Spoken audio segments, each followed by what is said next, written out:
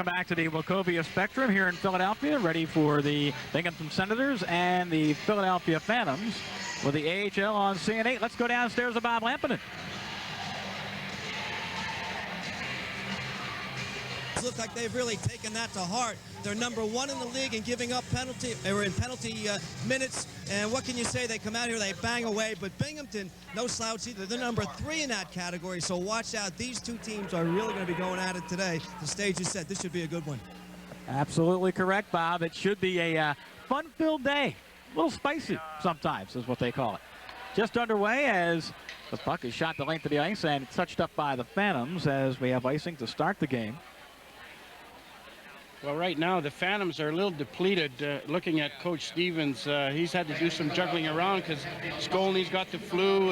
John Slaney's been inserted into the lineup, I think, a little quicker than they wanted. So he's had some juggling to do, especially with 3 games in 3 nights. Peter White's line against Chris Kelly, and Kelly wins the faceoff for the Senators. But here is Mike Peluso trying to dig the puck out in the corner, but Kelly gets there first, sends it up the near side, and finally out of the zone.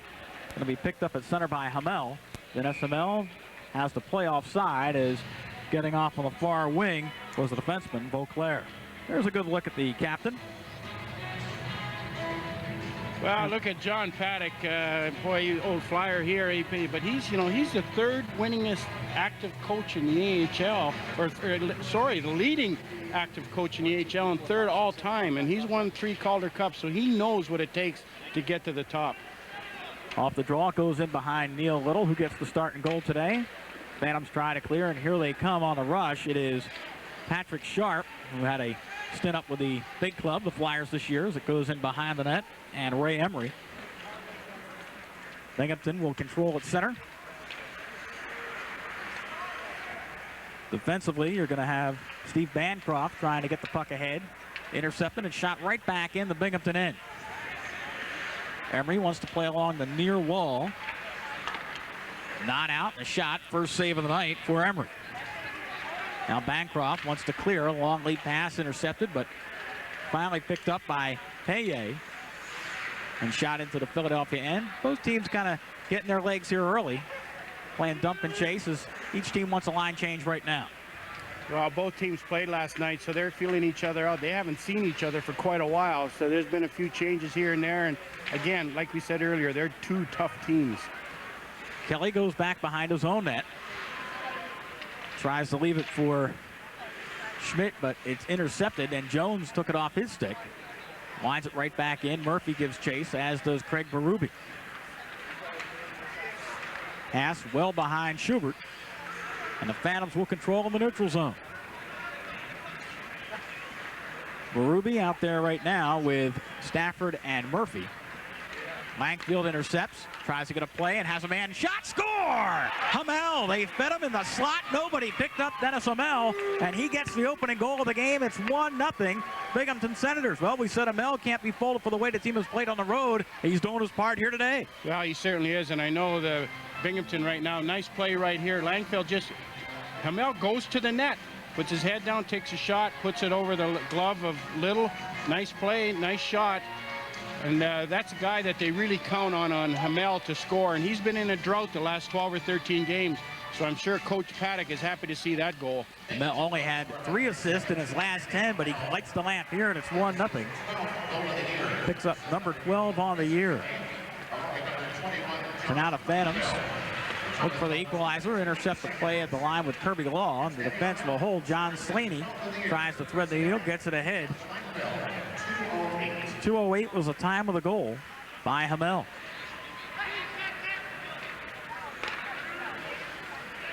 John Slaney looks ahead for Pete Vandermeer. Play is onside, but checked off the play. And it's going to be picked up by Beauclair. And now the gloves drop. We're going to get penalties here as Pete Vandermeer goes toe-to-toe with Wade Brookbank. Brookbank 6'4", 225. Vandermeer's got some good size as well. They're going to duke it out. Well, one thing about Vandermeer, that guy never quits. He just keeps going. He's one tough kid. He's a little bit overmatched here size-wise, but he's doing his own, and they're letting these guys go. There's no ifs, ands, or buts here. But, I'll tell you, that's a long fight. Yeah, one of the longest I've seen this year. I know that in between periods we'll feature not only Pete Vandermeer, but a couple of his teammates as well, as we talk about the physical style of play that the Phantoms have displayed this year. And we're seeing the #1 guy with major penalties. 15 majors this year, make it 16 now for Pete Vandermeer. Well, the one thing that the penalty killers on this team, they can't complain about ice time, that's for sure, because they're getting a lot of it as they get a lot of minors. They're leading the league in penalty minutes per game. And you see the fight start right here.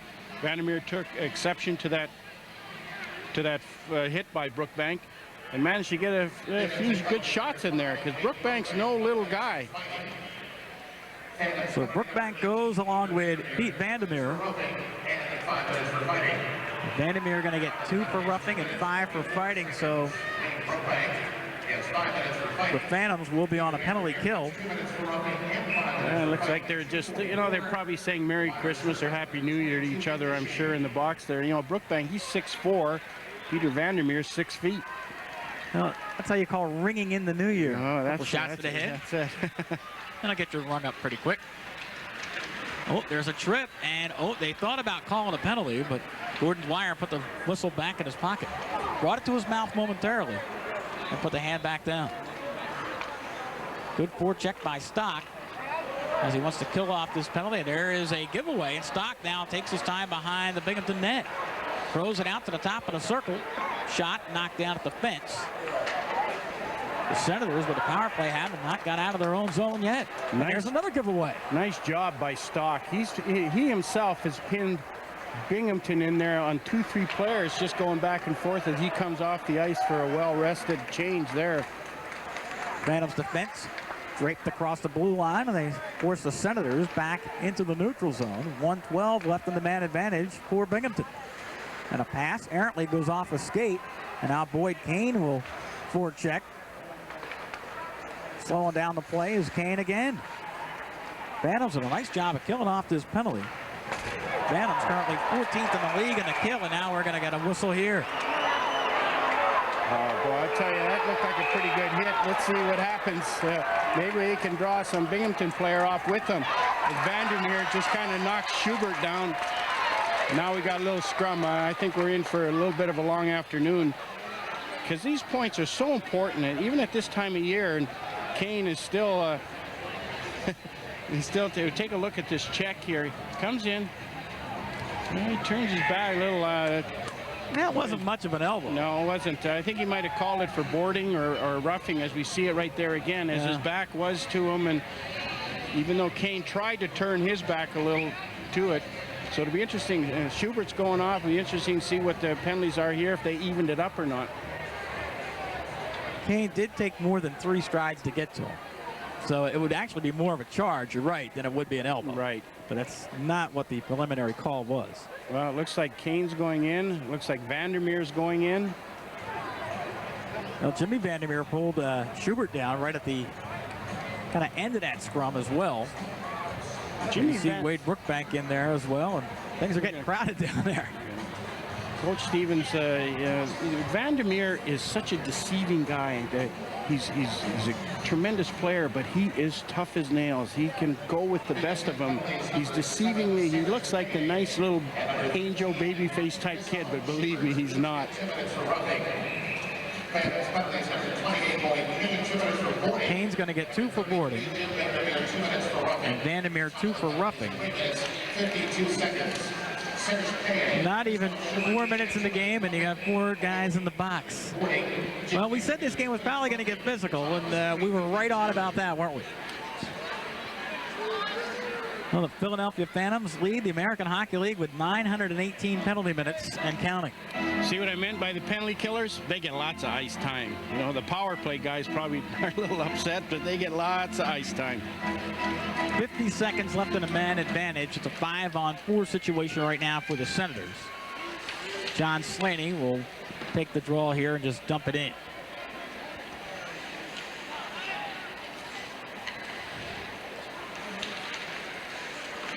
Beauclair tries to clear out, could not do it. Phantoms doing a nice job of forechecking early on here in this game, and they have to. Down a man right now with 29 seconds left in the advantage. Across the line here is Chris Kelly. Gives the puck up on the left wing. Kelly's shot goes behind the net. Was not on goal. Binghamton going to throw it out to Hedlund at the point. Andy Hedlund now gives to Kelly. Langfield threw it right in front. Hamel was there for a tip, and nobody put a body on him.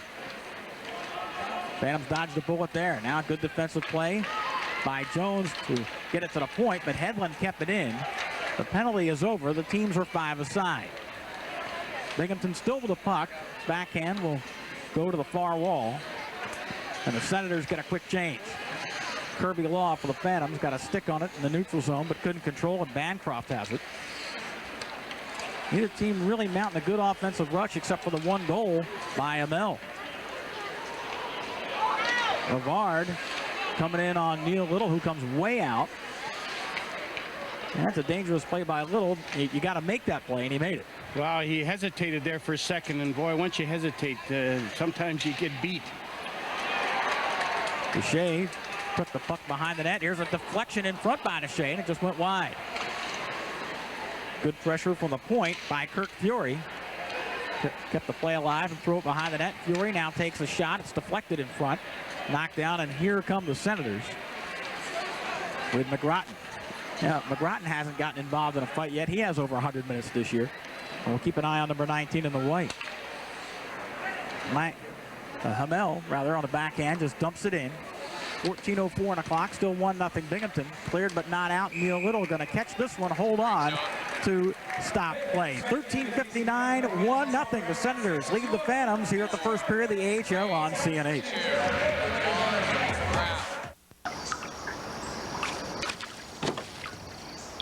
The trail-rated Jeep Liberty with available Select-Track 4-wheel drive. It's at home in any environment. Discover the outdoors during the Jeep Year-End Sales Drive, where qualified returning Daimler Chrysler lessees can get this 2004 Jeep Liberty Sport for $229 a month. And our 770 powertrain limited warranty. Hurry to your Jeep dealer. There are only a few days left. This woman did a smart thing. She went to the 25th annual Toyotathon, the year's biggest sales event. So did he. They came for the best selection and great year-end values. Nothing could be smarter than grabbing one of 3 great deals on the #1 selling car in America, the Toyota Camry. Now get 1.9% financing, or $750 cash back, or a $199 a month lease. Come on, get to the 25th annual Toyotathon. Wouldn't you look smart in a new Toyota? The AHL on CN8 is brought to you by your Key States Chrysler Jeep dealers. By Wachovia. Together we can achieve uncommon things. By your local Toyota dealers. 17 models to choose from. Which Toyota is perfect for you? Get the feeling Toyota. By Pico. No doubt about it. By Canon Business Solutions. Redefining the office. By Dodge. To get anywhere, you got to grab life by the horns. And by Dietz & Watson. Expect the best with Dietz & Watson. And by Sierra Mist, one shockingly refreshing lemon lime from the makers of Pepsi. I'm back here at the Wachovia Spectrum. 1-0 the Binghamton Senators with a lead with 13:59 to go. And Neil Little has given up 1 goal on the 2 shots that he has faced so far. On the face-off, Philadelphia will control. And Freddie Meyer gives it away. Here is Kelly on a backhand, threw it in front, but just missed his man in Langfield. And now Peter White skates up along the near boards. Beauclair in his own end. Avoids a check by Kane, doing a little stick work as well. And now Jim Vandermeer has it in the neutral zone. Meyer plays back to Vandermeer. Phantoms have not mounted a decent offensive rush yet, though, Horst. No, they haven't. They're a little scrambly in the back. They've had to juggle the defensemen around, but you look at Vandermeer and Meyer, 2 young kids. Now you got Peter White coming up there, and now you see how he sees the ice. Well, he got the puck to Meyer, but Meyer had trouble. Throws it back to the point. White shot goes off the stick of Emery. Keeps the play alive.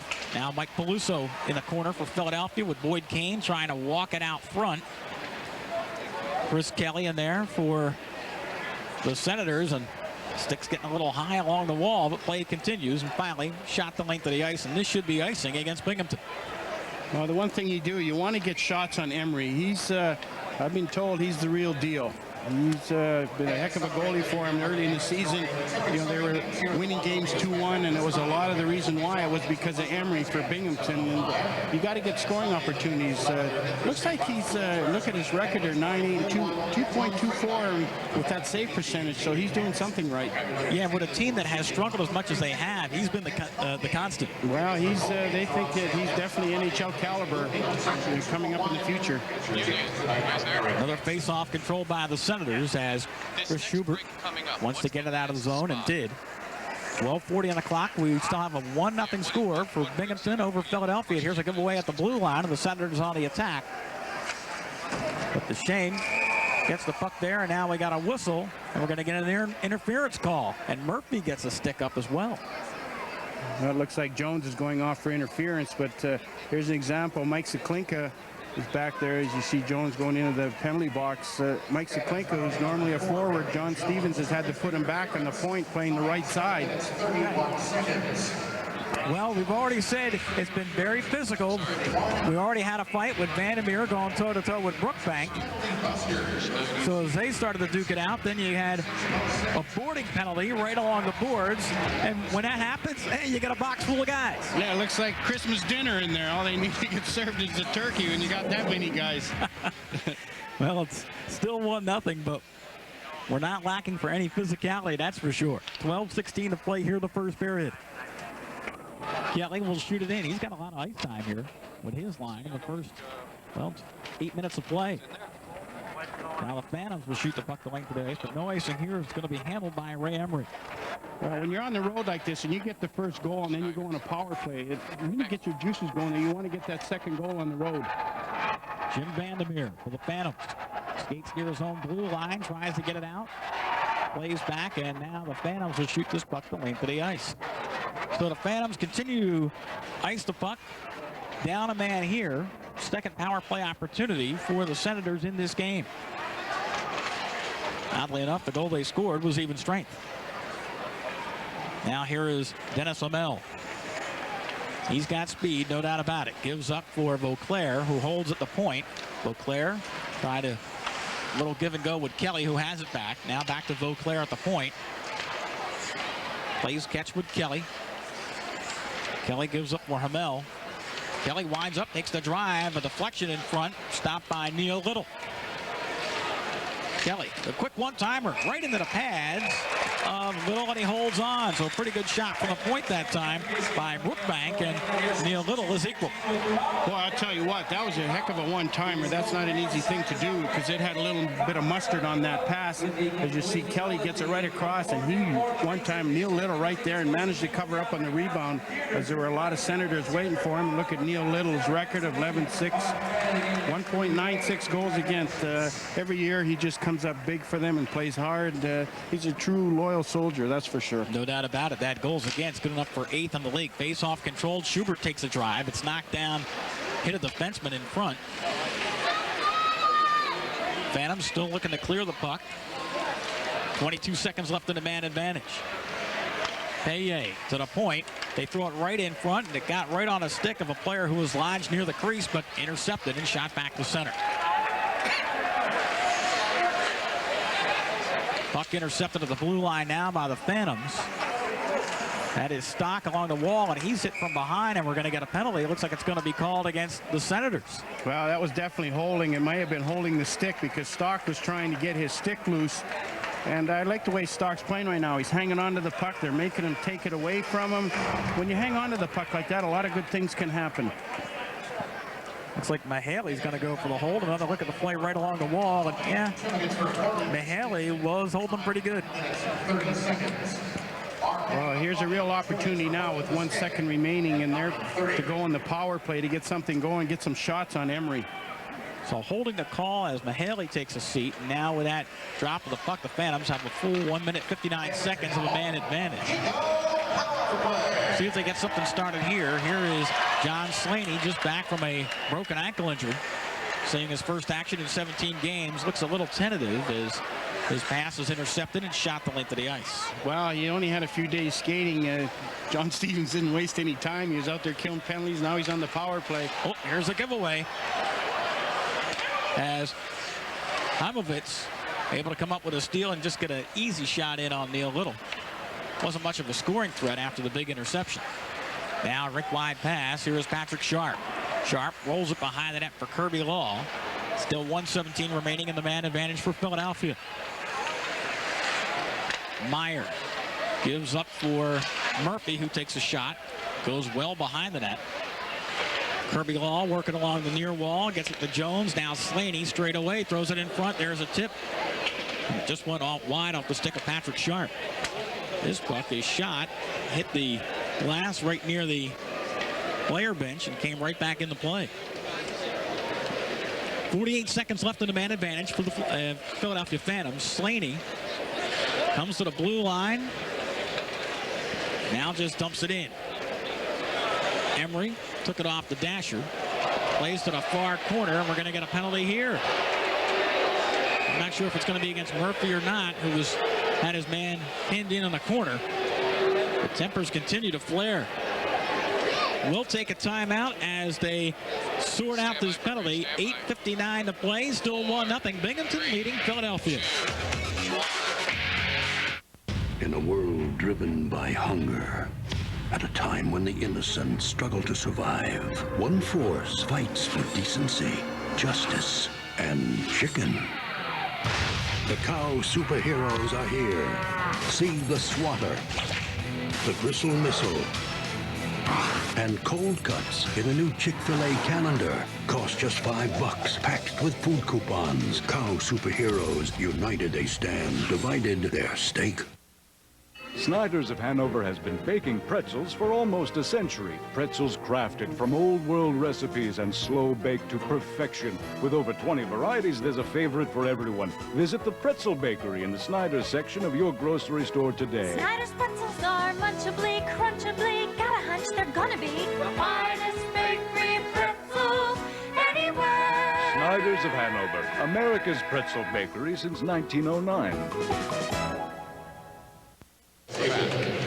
Don't forget, you can catch more AHL action in person when the Phantoms kick off the new year. An exciting game against the Worcester Ice Cats Friday night at 7:05 at the Wachovia Spectrum. But all tickets start at $14, while tickets for kids 14 and under are always $8. Great seats available. Call 215-336-2000 or log on to the phantomshockey.com.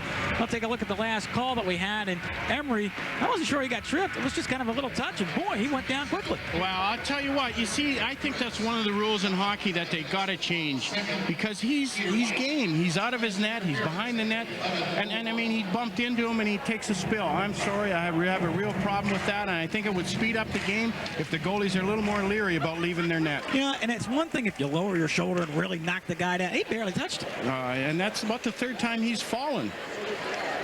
He's gone to acting school. Regardless, and he's getting the award. We're killing that option. Man advantage, and another power play for Binghamton. Vauclair at the point takes an eye-high shot, knocked down by Neil Little, and he holds on to stop play. Nice play by Neil Little there. He knew that Freddie Meyer had lost his stick, so he wanted to get a face-off.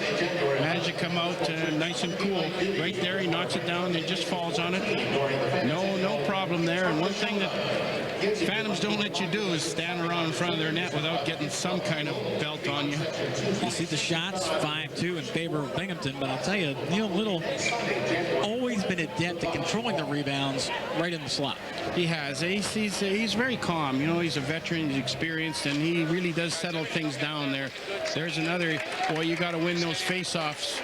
They got the puck right to Serge Paye, and he unloaded from about 20 feet away. Well, these faceoffs are so critical with P.J. Stock. Looks like going against Kelly. He won that one cleanly. Faceoffs in your own end, oh so important. I know you used to take a number of draws in your day. There it is, boy. You just didn't want to let your teammate down by losing that faceoff. And it also meant possession. You had possession of the puck then. Well, it seems to be. Here come the Senators out of their own end. Vauclair shot it off the glass, and it went right into the Phantoms player bench. Well, right now they're going to have a minute 17 on the power play, so this is critical that they kill this penalty off, because from what I've been told, the way Emery's been playing, it's tough to come back on him. But the Phantoms are resilient. The other night in Syracuse, that's one thing John Stevens felt. They never feel like they're out of the game. They were down by 3 goals in the third period and came back to tie it, so they continually work hard. Phantoms had a big comeback here Friday night, down 2-0, and then scored 6 unanswered in a 6-2 victory over Hershey. So 1 goal's not that big a deficit, but there's 8 minutes remaining here in the first period, with the Senators leading by a score of 1-0. Kelly gets the puck ahead. And here is Dennis Amell. Amell has the lone goal this afternoon. Comes across the line, gets by Meyer, now gives up for Kelly. 47 seconds left in the man advantage. Kelly back to Vauclair straight away. Kelly sizes it up, fakes the shot. To Vauclair, they play catch. Now Kelly looking for traffic in front. Takes the one-timer, and Little holds on. But that looked like he deflected it right up in his own glove. I'll tell you, Jimmy Vandermeer did a nice job in front clearing traffic so Neil Little could see that the whole way. Back and forth they're going, and you'll see in front where Jimmy Vandermeer's got everybody cleared out. He had 2 to contend with there, but Neil Little had no problem. You'll see number 33 right there. Wide open shot. Neil Little will take those all day. Yeah, Josh Langfield was camped on the doorstep, but Jimmy Vandermeer cleaned him out. Now here's Bancroft walking in, takes the shot. It's deflected, and swatting it away was one of the defensemen. That was Kirk Fury. Got a glove on it. Cross ice. Here's a shot. Little with the save, and he holds on. Well, they're peppering Neil Little, Peter Schmidt with a shot from out front, but how about the play by Fury right in the crease to kind of go high and tip the last shot out of harm's way after the deflection. Well, you see the shot come right here, and it goes high in the air. Yeah, and Fury just bats it back, and now the shot. But you see, look here, he can see that shot the whole way, which Fury and everybody in front of the net is allowing that. So it's good hard play by that young defense. 3 shots in this power play, and here is another one. Oh, it hit the man in front, and Brian McGrattan. That doesn't hurt him. He's a real physical guy himself at 6'5", 226. 7 seconds left in the man advantage. McGrattan trying to dig it out. The penalty will expire as the puck is shot in the neutral zone. So Peter White is out. He'll stay out there. 6:50 to go in the first period. Binghamton leading 1-0 on a goal by Dennis Amell. Now the Phantoms, Ben Stafford takes one away, and White has a play, and now we got a whistle from behind. We're going to get a cross check. Well, you know where that all started? That all started in the corner with Ben Stafford. McGrattan took Stafford out, and here comes little P.J. Stock. Saw what he did to Stafford, and goes right after McGrattan. What happens? McGrattan retaliates, and there he goes in the penalty box. This is when you really want to hurt him, because that was not a good penalty. This is when you want to score on him, and John Paddock's probably thinking, boy, that was not a good penalty to take. But you see right there, he hits, and Stafford took offense to that. Now, Stafford's not a big guy, but he went right at him, and then P.J. Stock standing up for his teammate. Well, McGrattan started the day 4th in the league in penalty minutes with 118. Tack on 2 more. So power play for Philadelphia, down by a goal, and here come the Phantoms. Freddie Meyer gets it ahead to Jim Vandermeer. Vandermeer carried it in offside. Well, the one thing you want to do when you're on a power play like that, the man with the puck is in charge. You going offside on a power play is almost a cardinal sin. The guy with the puck is in charge. You've got to react to what he does. On the faceoff, Paye will take the draw against Peter White for the Phantoms. And White wins the faceoff. Meyer gets it to Jim Vandermeer, who will carry it in. Now Mark Murphy at the far point, holds onto the puck, works his way for Peter White, has Peluso near the top of the slot, goes back to Murphy. Now White to Peluso, the trailer is Vandermeer, here's a shot, that goes wide. White tries to pick up a puck as the player gets dumped. Now Peter White backhands it all the way out front to Meyer. Meyer plays catch. For Peluso, it's intercepted, though, on a nice stick check by Paye, who clears the zone. 1:04 remaining in this power play opportunity for Philadelphia. They trail 1-0 as Freddie Meyer will shoot it in. Hamel has it along the far wall. Oh, he hit the linesman, and the puck stays in the neutral zone. Didn't hit him hard enough. There you go. Boris Kinderchuk getting back in the form. Now here it is. Patrick Sharp going in the corner with Kirby Law. That's been one of the highest scoring lines the Phantoms have had. And Boyd Kane tries to dig it out. Getting a little power play opportunity here. Phantoms get it out top to Jones. Cross-ice pass for the one-timer, but was deflected in front. Bancroft got a piece of that off the shot by Slaney. Now Kirby Law has it. Law back out front. Jones to Law. Kirby Law on his backhand. Dumps it back into Patrick Sharp. Couldn't control. Slaney tried to backhand it in front. The puck comes out of the zone. Just a little bit unlucky there. It seemed like the puck was going a little north when they were going south. They got one good shot on Emery with the penalty almost over. Here comes Jones with just 2 seconds remaining in the man advantage. The puck broken up at the blue line, and you get a chance for McGrattan on a breakaway just out of the box. Here's McGrattan. Oh, and he scores! Did a nice dipsy-do backhand and lifts the puck past the diving Neil Little, and it is 2-0 for the Senators. Don't expect that kind of stick handling from Brian McGrattan. No, I don't think you'd expect that move from McGrattan, but I got to give him his credit there. He came in, just comes right out of the box. Gets a partial breakaway actually, and does a nice little flip backhand, a little deep to the right, comes back with the backhand and puts it in to give Binghamton a 2-0 lead. We get a chance right here.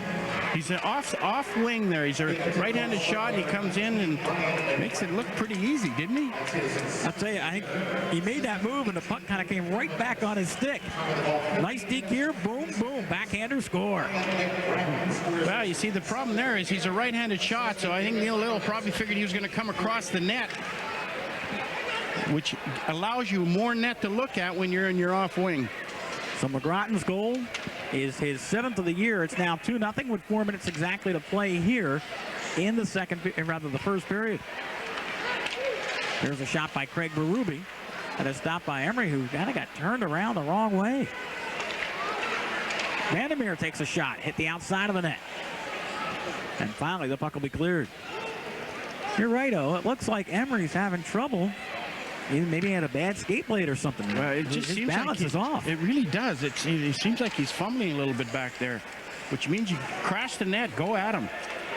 Langfield. Check 1-2. Shoots the puck in and didn't take the bounce Neil Little was expecting. He looked right, the puck went left, but nobody was there. And finally it's cleared. And here comes Deshay. Out, race to the puck and shot right back into the neutral zone. Freddie Meyer has it for Philadelphia. Tries to play forward for Stock. Got it to the red line, but it's dumped right back in. Little will leave it for Slaney, who fires it around for Stock. Gets by Hedlund, but still with Senators control with Bancroft. Bancroft and Hedlund defensively out there now for Binghamton with a 2-0 lead. They'll try to cycle the puck in. Paye gives up in a corner, tried to break to the net, get a return pass, couldn't do it, and the puck is cleared. Even with all the penalties, the pace has picked up here in the first period. We're down to 2:33 and moving. It really has. Just about got stolen there, but nice job getting it out. With 2.5 minutes to go here, they're having a hard time getting out of their end under control. Peluso could not control. Kane gives to White. White on the forehand, throws it to the net. Banged off a skate, and the Senators will come back the other way. Here comes Serge Paye. Along the far wall, stood up. Nice check there by Jimmy Vandermeer. Vandermeer pulled a man down, and play continues. Phantoms caught a break as the puck is shot right back to center ice. 1:56 and counting here in the first period. It's 2-0 Binghamton. It's PJ Stock. It's been a while without a whistle. Both teams are having a hard time making line changes. Well, here comes Patrick Sharp. Gets the puck to Kirby Law. The forehand rolled it through the slot for Stock, but he was tied up and didn't get a deflection on goal. Now a giveaway, and Kirby Law keeps it in the zone. Backpedals a little bit, lays it for Stock, threw it in a slot. It's intercepted. That was picked off by Heimovitz. David Heimovitz brings it to center for Schubert, who will roll it in. 1:19 remaining. Along the near wall for Kirby Law. Hit Patrick Sharp in stride across the blue line. Shot. Save made by Emery, but the rebound came out a little bit too far. Unfortunately for the Phantoms, Fiore couldn't follow it up. Now Fiore has it at the red line. Meyer with a nice move to avoid a check. Gives up for Ben Stafford. Stafford comes across the line. Here's a shot by Murphy. Hit the goalie's arm, went high, and continues in play. Now Meyer inside the last minute. Puts it on goal. There's another juggle. And holding on is Ray Emery to stop play. Well, we look at it. Murphy right there. He made a nice shot. Ben Stafford made a nice shot. And Emery made the stop right there. But that was a little better offensive thrust right now. Getting the shot on net. Getting it through. That's the key, is getting it through and then having somebody take the rebound. Craig Berube will take the face-off for Philadelphia, as Kelly now has been thrown out. It will be Dennis Hamel on the draw, and he broke his stick, but still the Senators control the puck with 39 seconds to go and get up to center ice. Neil Little sends it along the far boards for John Slaney. His backhand pass gets to center. 29 seconds remaining. Andy Hedlund for the Binghamton Senators will shoot it in. And they're in the middle of the line change, so the Phantoms will get the charge out of their own zone with John Slaney. Slaney, pass broken up. Ooh, and a high stick just hit Murphy at the blue line, and that's going to be the call. The player did not control the stick. I'm not sure exactly who it was, but the stick blade hit Murphy right in the face. Yeah, I don't think there's going to be a penalty out of this. There was a high stick, and then a Binghamton player touched it after the high stick, which brings the whistle, and 12 seconds to go. You can win a face-off here and get something going. A shot on Emery anyways and have crashing to the net. So the puck was just knocked down with a high stick. No high stick and penalty. Correct. 12 seconds remaining here in this first period. Still 2-0 Binghamton. And wow, Peye's thrown out of the face-off circle, so the Senators have had centerman thrown out of the last two draws. Hasn't hurt them. They won both. Hedlund. Control the puck in his own zone with 5 seconds left. Time for one more rush, or will he just rag it? Comes to center, throws in a backhander, and time will expire in the first 20 minutes. We'll take a timeout and come right back. The Binghamton Senators with a 2-0 lead at the end of the first. Stay with us.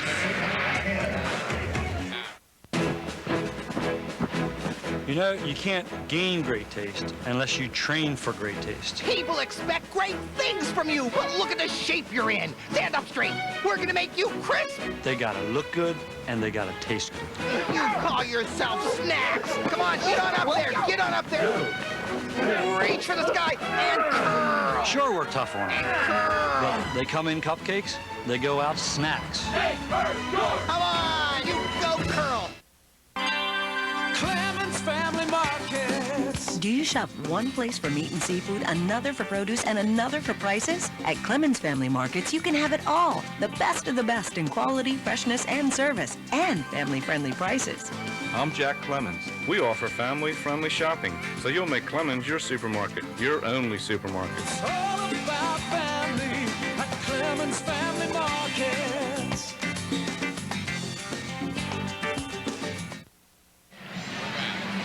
Welcome back to the Wachovia Spectrum as the Binghamton Senators lead Philadelphia by a score of 2-0.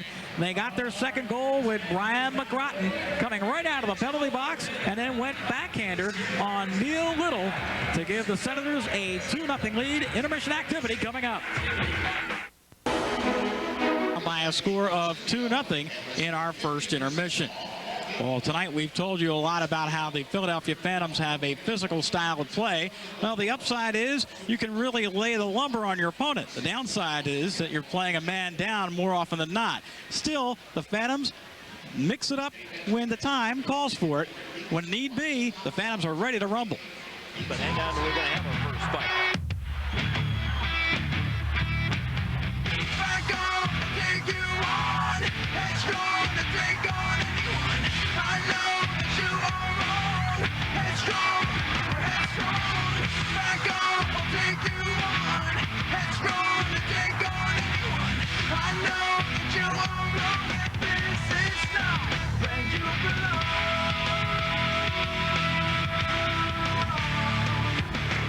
The Phantoms are arguably the most physical team in the AHL. They take their share of hits, but often dish out much more than they take. and their brand of hockey has been a recipe for success so far this season. I think it's huge. For me, that's what I make my living. That's what I think is really important. But for a team, teams need to have not just one or two guys be physical or get in the fisticuffs and that stuff. You need everybody being physical. Guys that are skilled, if they're physical as well, it elevates their game and they bring more to the table. And in our league, it helps them get to the next level. We want to pursue the puck, and we want to make teams get pushed off the puck, and we want to win a lot of battles offensively. So certainly an area we've tried to concentrate on this year. The physical brand of hockey is nothing new to the city of Philadelphia or the Flyers organization. Year in and year out, the Flyers still bring that approach to the rink. After all, this is the city that produced the Broad Street Bullies. You know, we can wear other teams down. They're skilled players with size and with strength and with physical play, and I think this organization had success with that in the past, and I think that the fans in this town appreciate that, but not just the physical play, but the hard work that goes along with it, and I think the people of the city really identify with that, and it seems to work for this organization.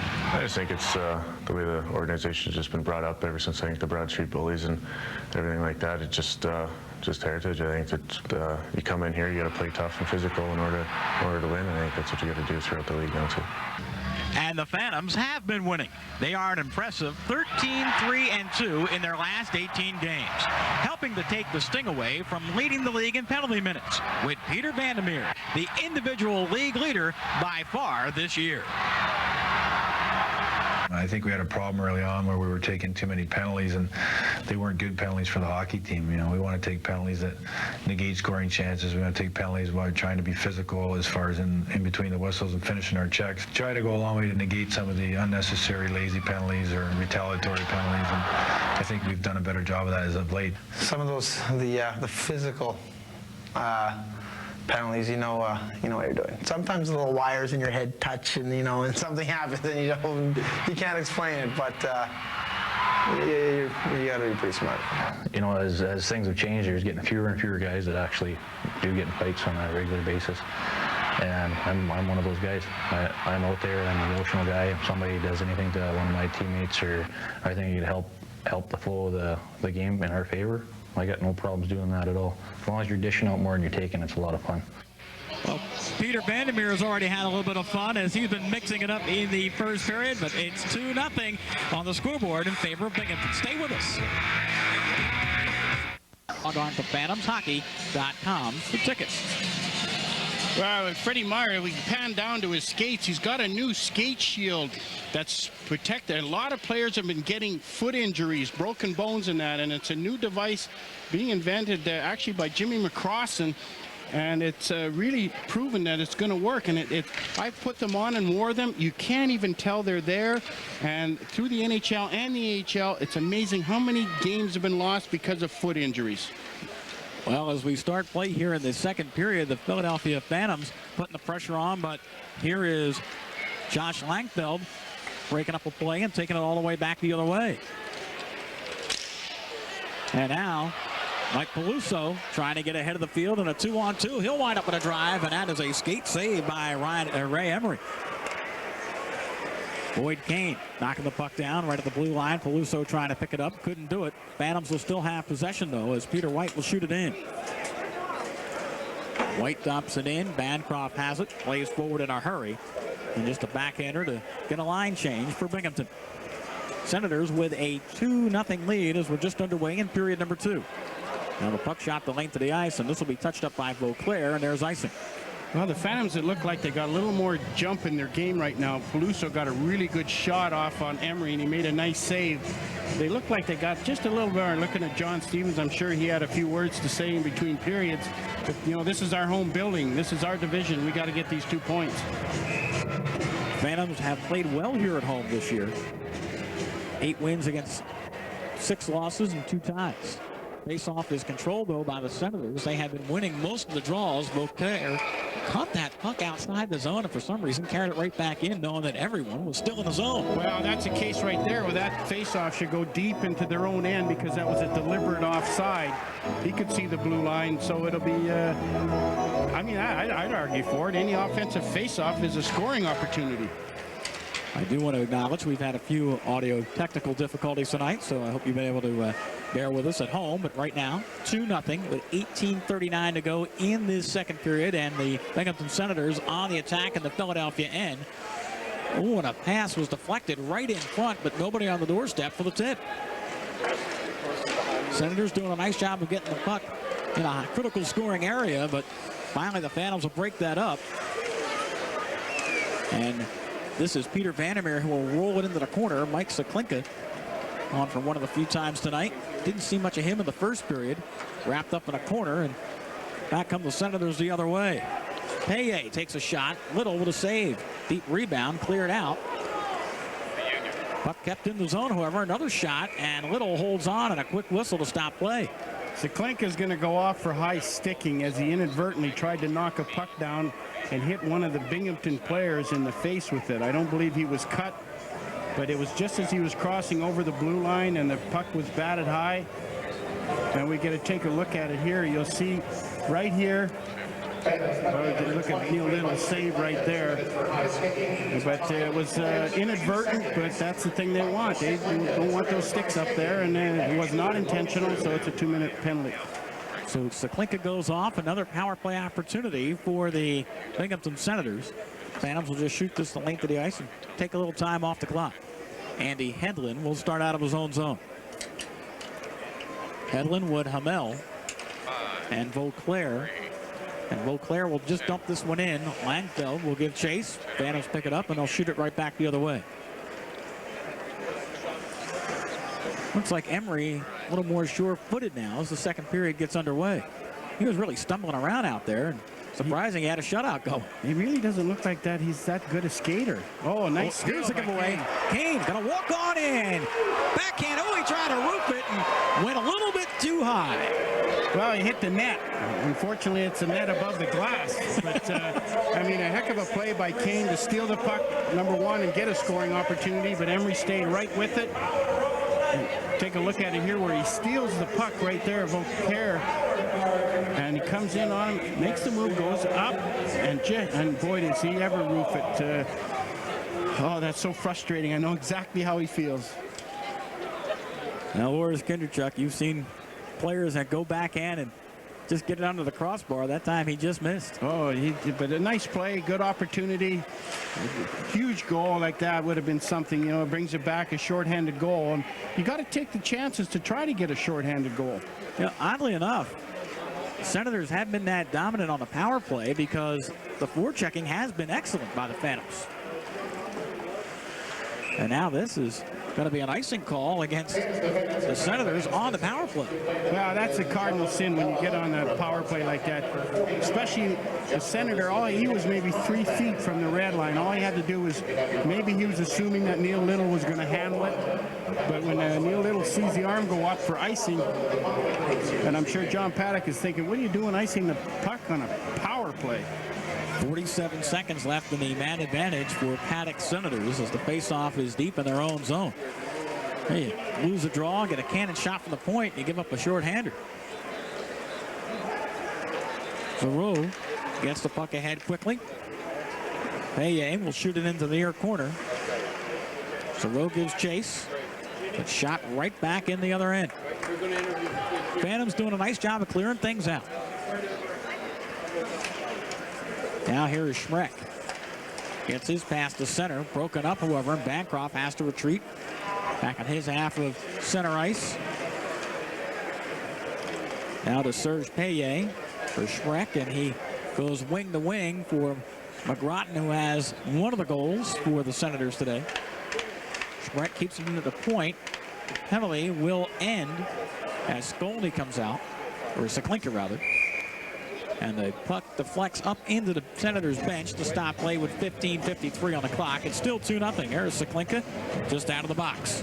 Oh, he's a big man. He's strong as a bull. And look at Paye there with McGrattan. He scores a goal and he gets a little ice time on the power play. So, you know, he does have 7 goals this year, and he's a tough boy. He's also 4th in the league in penalty minutes, too. Yeah, he's tough. Yeah. Known to mix it up. This game really much to his liking. Senators control the puck.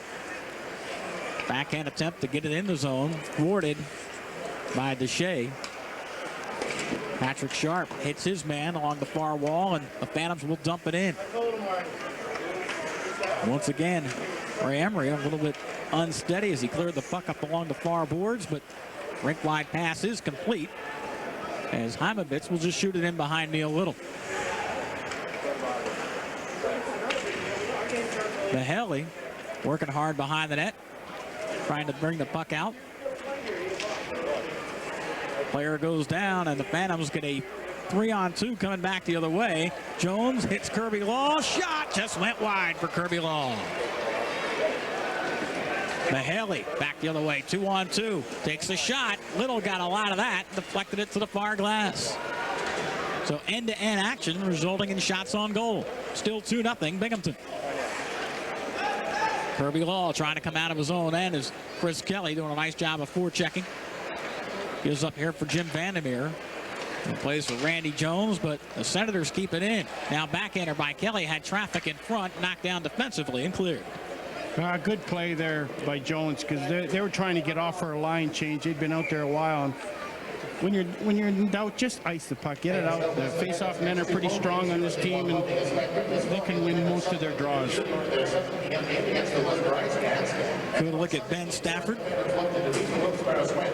former Ivy League star when he played at Yale.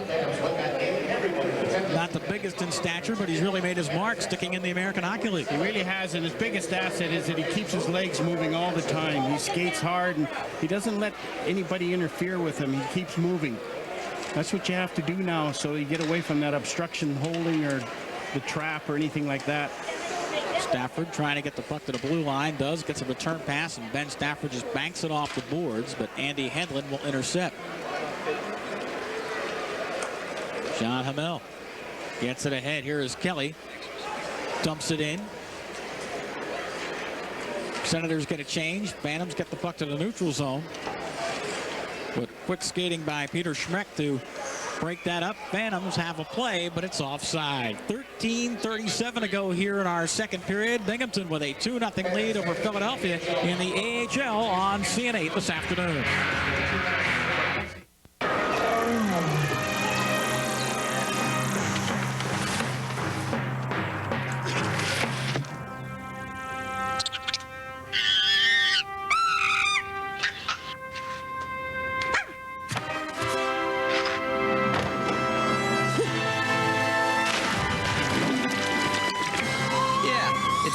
That.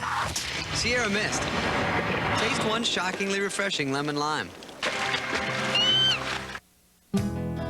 From the heart of Yingling country comes a new beer.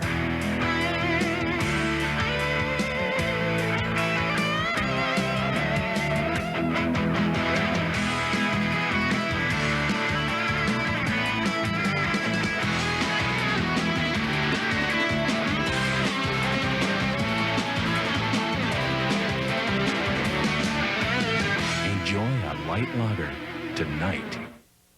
Welcome back here in Philadelphia with Binghamton leading the Phantoms by a score of 2-0 in period number 2. Time now for the Clemens Market Fan Cam. And we'll let you know that our featured vendor of the month, Hatfield Quality Meats. Phantoms and Hatfield Meats, two Philadelphia favorites. Clemens Family Markets and Hatfield Meats, proud sponsors of the Philadelphia Phantoms. Well, play back on, and the Phantoms trailing right now 2-0 to Binghamton. And here's a quick little breakout by Josh Langfeld. And that's broken up and sent right back to neutral ice. Peter Schmeck takes a long shot, dumps it in, hits the dasher. Langfeld chases, but the Phantoms will get there first, as it is Kirk Fury who gets it out of the zone and going to get the play knocked down with a high stick. Well, it just seems like Binghamton right now, between Hamel and Kelly, they seem to be getting a lot of ice time. Every time they're getting a lot of ice time. He's definitely shorting the bench and getting the most he can out of those players. You know, it's really become an art with coaches when you have TV timeouts to, you know, space your lines out, get them off right before the break, get them that extra little break, and put them back out there, get your number one line more ice time. They did. They just came off, too, and then the break right there, and they were right back out again. That's good coaching. Oh, Patrick Sharp stood up at the blue line, got clotheslined and knocked down. Kirby Law going to try to pick up a loose puck in the corner. Trying to dig things out. Vauclair gets there first, winds it around, and the puck is out. Deshay goes hard on the boards, keeps it alive for Philadelphia. But an errant pass is going to be picked up by Vauclair, who fans on his clearing attempt. And now Paye has it for Binghamton. His play at center ice broken up momentarily, but now Mahaley has it. There's a shot from outside, and holding on as Neil Little will stop play. Well, just moments ago, Patrick Sharp gets clothesline as he approaches the blue line. Boom. Well, it looked like a little bit of an elbow, but you don't see many mid-ice checks anymore, and he did. And then, fortunately enough, he was just far enough away from the boards that he didn't go in head first. But Patrick Sharp hopped right up and got back into play. Looking at Neil Little as he's getting tested a little bit more than Emery. He has been. And the second goal he gave up was a breakaway. 12-12 here in the middle period. Binghamton still holding on to that 2-0 lead. Here is a 2-on-2 back the other way, and Neil Little got a piece of that shot from the point. Sticked it aside. PJ Stock with a nice hit, as now the puck is cleared. Shot right back in. Imovich and Riva doing a nice job forechecking to try to keep this puck in the zone for Binghamton. Now Imovich behind the net. Throws it out front, but deflected and all the way out to the neutral zone.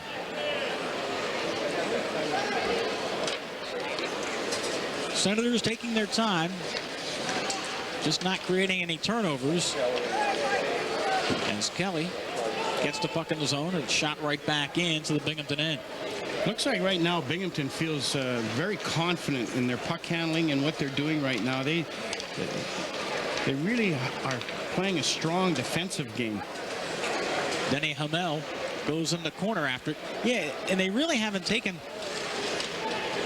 what I would call dangerous offensive chances. If the play's not there, they just kind of dump it in and change the line. Well, that's what you do when you're on the road, and especially when you're on the road and up by 2 goals. And here you have Langfeld just dump it in. Nothing special. Hamel tries to forecheck. Phantoms look to come out.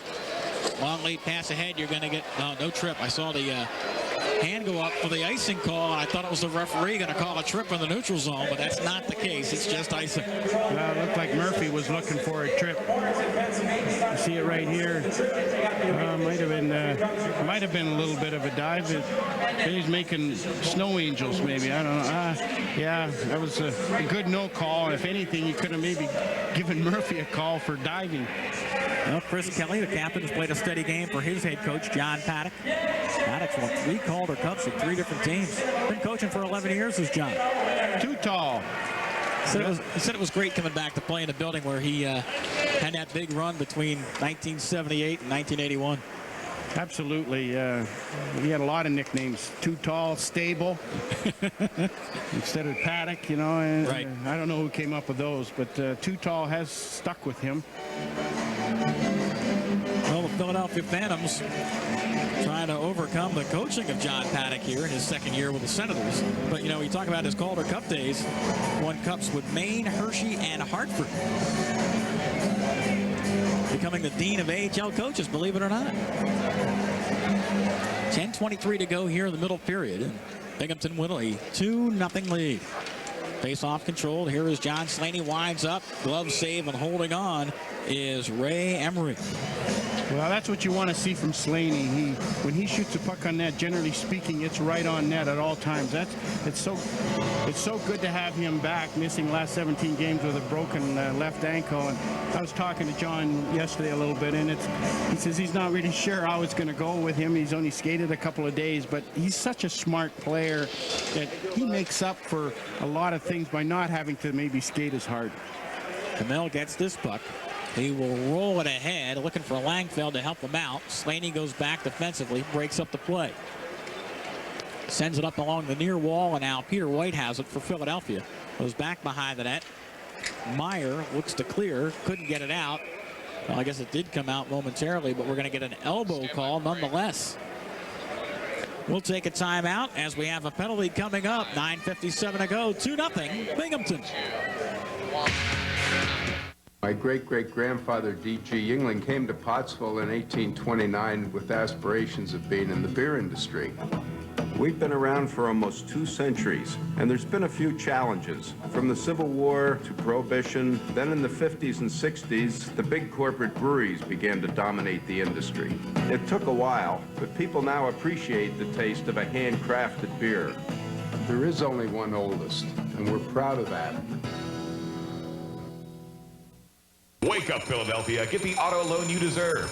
Meisner Chevrolet Oldsmobile has millions of dollars secured to get your loan approved. That's right. Get credit. 24 hours a day, voice activated. Call 1-888-ESTABLISH. Drive today. A great selection of cars, trucks, vans, and SUVs. Call now. 1-888-ESTABLISH. No down payment, no problem. Bad credit, no credit, divorce, bankruptcy, repossessions. Meisner Chevrolet Oldsmobile will have you driving today. Call now. 1-888-ESTABLISH. Welcome back here to the Wachovia Spectrum. Don't forget, Philadelphia Phantoms kick off the new year with an exciting game against Worcester Ice Cats Friday night at 7:05. Adult tickets start at $14.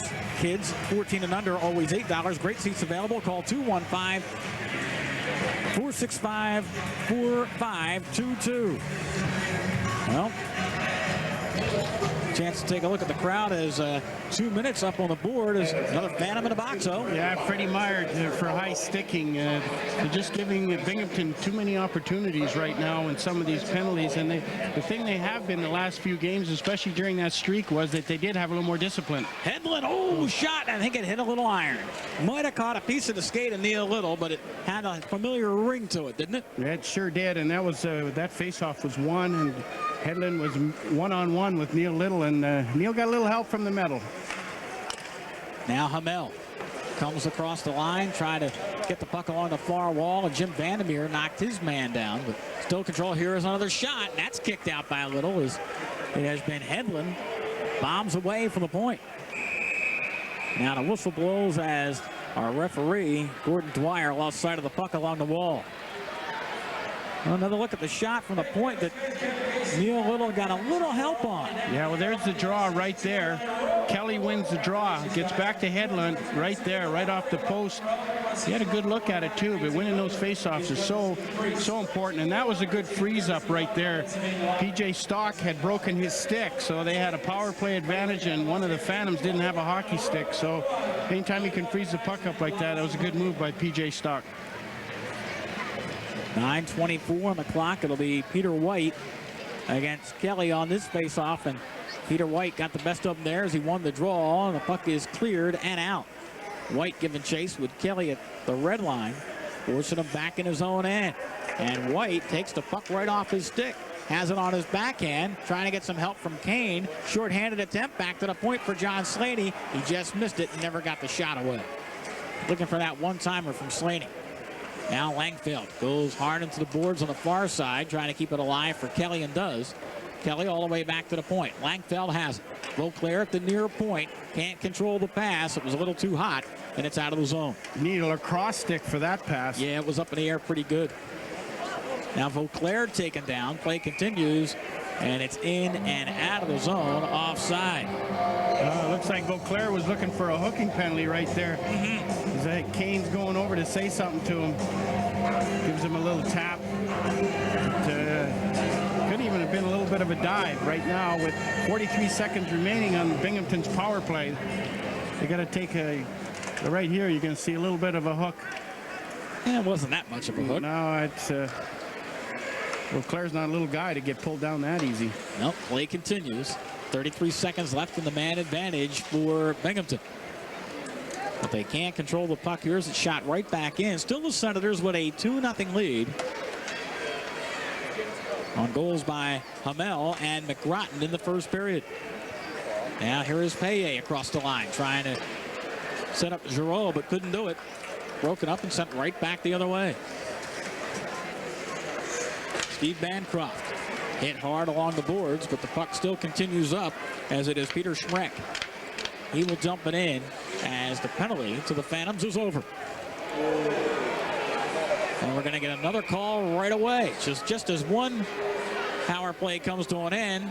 The whistle was blown again as McGrattan was taken down hard. And I think it was a high stick. I think John Slaney again went to tap the puck. You see him come around the boards right here. So Slaney coming in, and right there, the stick manages to get up. I believe, who was that, Hedlund? I think it was McGrattan. McGrattan right there. Yeah, he got him up pretty good. It's just one of those things, you know, you're applying pressure on the stick right there. And he got a 5 minutes, so he looks like he drew a little blood. Yep. Blood tells the story as McGrattan was taken down with a high stick. It'll be a 5-minute penalty. And with a penalty like that, you can score as often as you want. That's correct. It's a full 5 minutes. That's a tough call, and nobody feels worse than John Slaney coming back for his first game. But now this is penalty killers are getting their ice time again. Oh, they certainly are. Another power play opportunity for Binghamton. Philadelphia, though, has been able to kill all those power plays off. So a 5-on-4 situation as Stock will take the draw for Philadelphia against Kelly. Hedlund has it. As Kelly won the draw, they're trying to go back to Vauclair at the point. Vauclair has it. Comes along the near wall for Langfeld. Langfeld being jostled by Jim Vandermeer. Ben Stafford for Philadelphia trying to clear the zone. Could not gain the puck. Vauclair will keep it in. Vauclair gets it back to the point. That's out of the zone and offside. And Kelly knew it as soon as he brought it back across the line. He didn't want to throw the pass, but he did anyway. Well, good job by Stafford and Stock there, staying right on top of the puck. Right here you'll see, just takes it out right there. And Ben Stafford knew it. He pointed to it right away. 7:26 to go in the period. Penalty clock down to 4:36 on a high stick penalty against John Slaney. So in the neutral zone now. Vauclair has it for Binghamton, and he will shoot it in. Now Kelly gets it to the far face-off circle, takes the return pass. Vauclair is cruising near the top of the slot. See if they come cross ice for him. Kelly's pretty good at not just throwing the puck blindly to an open spot. He wants to see someone get a good shot. But here it's broken up by Kirk Fury, and Fury will clear. Nice effort there. Nice play. Get a fresh 4 guys out there. They're doing a nice job so far with 3:55 left in this penalty. Killed it off so far, have the Phantoms. Binghamton still holding on to that 2-0 lead, as it is Andy Hedlund who will roll it in. Patrick Sharp tried to clear it, took a crazy hop, and a good follow-up by Freddie Meyer to get it ahead for Kirby Law. Short-handed. Law puts on the brakes, now takes the shot. Oh, there's the save, and making the save is Emery, and he is hit to the ice as he was able to glove it by Patrick Sharp. Wow, looked like Sharp's stick got up and kind of pushed Emery down, but nice save, nice opportunity there by Kirby Law and Sharp. This is when you get an opportunity like that, and it goes right at the net. Crash a net like that, a lot of things will happen. See Kirby Law come in, hangs on, takes the shot, waits for Sharp to get close enough. Emery, that would have been huge. But when you got an opportunity like that, you got to take it. Oh, absolutely. That's why Kirby Law is playing so well right now. He's been able to pull the trigger when it counts. Play is onside. Paye carries in and takes it all the way behind the Philadelphia net. Hit by 2 Phantoms and dumped. Now McGrattan, who was hit and cut by that high stick, is back from the dressing room. So he didn't miss much ice time. Here's a giveaway right in front. Neil Little comes up big as Giroux could not get the shot away. Wow, that just kind of took a funny carom and came right out front. But Neil Little was right there. He put the paddle down so he couldn't roof it. Came out to the puck instead of waiting for it. You see, it kind of takes a nice, it was the pass to Giroux, but Neil Little was right there, manages to cover it up. Comes across. He came to Giroux instead of sitting back in the net to eliminate and take the angle away. Serge Paye with a nice centering pass, and now Paye on the faceoff did not win it. It's picked up by the Phantoms defensively and cleared the length of the ice as we're down to 2:59 remaining in this 5-minute penalty against John Slaney for high sticking. Peter White's so strong in those faceoffs. He wins the majority of them, and when you're killing a penalty, that's huge. Well, he made a career about that playing in the NHL. That was his specialty. Continues to do it at this level as well. Bancroft over skates as it comes right back along the near corner for Schubert. Sidesteps one hit. Comes up to the red line trying to get his base. Now Paye gives it away and we're going to get a penalty call. Looks like maybe too many men on the ice. Possibly. Because it looks like Boyd Kane was trying to get off and the Phantom had already come onto the ice. Wow, 2:28 to go in the first penalty. Now a two-man advantage for a full 2 minutes. 5-on-3. So it'll be 5-on-3 for the next 2 minutes and another 28 seconds of a 5-on-4 after that. Just got a little excited trying to, I believe that's what the call is. So the bench minor, too many men on the ice, and someone who was on the ice will have to serve it. Nick Duchesne will go to the penalty box. Another look. Yeah, Boyd Kane actually made contact with the skater. Yeah, and then now he comes back. Yeah, he didn't realize the Phantom had jumped the boards. Beauclair. 5-on-3 situation. Thought about winding up. Gives now to Hedlund. Nice play by Meyer to get a stick on that and derail this power play opportunity. Back to the point. Beauclair has it on his stick. Plays catch with Hedlund, who drives, and that's knocked down by Meyer. Now pass right in front, shot score. Did a nice job of setting up Langfeld, who pulled the trigger on the doorstep unchecked. His 12th goal of the year. It's a power play goal, and it's 3-0 Binghamton. Well, they made no mistake. Neil Little got over there as he stacked the pads, but he roofed it, got it up over his pads to give Binghamton this 3-0 lead. We'll take a look here. Comes right across, wide open. Neil was there, but Langfeld made a good shot. Nice pass. Comes across. See the pass right there, wide open. Just hoping that it might have hit the pads or the stick. So that's a power play goal for Binghamton. So power play goal. 15-14 the time of the goal on the power play, and it's 3-0 on the goal by Langford. The Senators still have a power play here for 1 minute and 42 seconds. Phantoms get the puck, try to clear it. It's not out as Hedlund, who's played a strong game defensively, keeps it in. Beauclair will pick up the loose puck. Had it ticked off his stick, and it goes back to center. Phantoms need a change as Vandermeer comes on out with Meyer. Law and Stafford, the four on the ice, trying to kill off the final 117. Now Kirby Law, who had a shot shorthanded, puts pressure on Beauclair once again.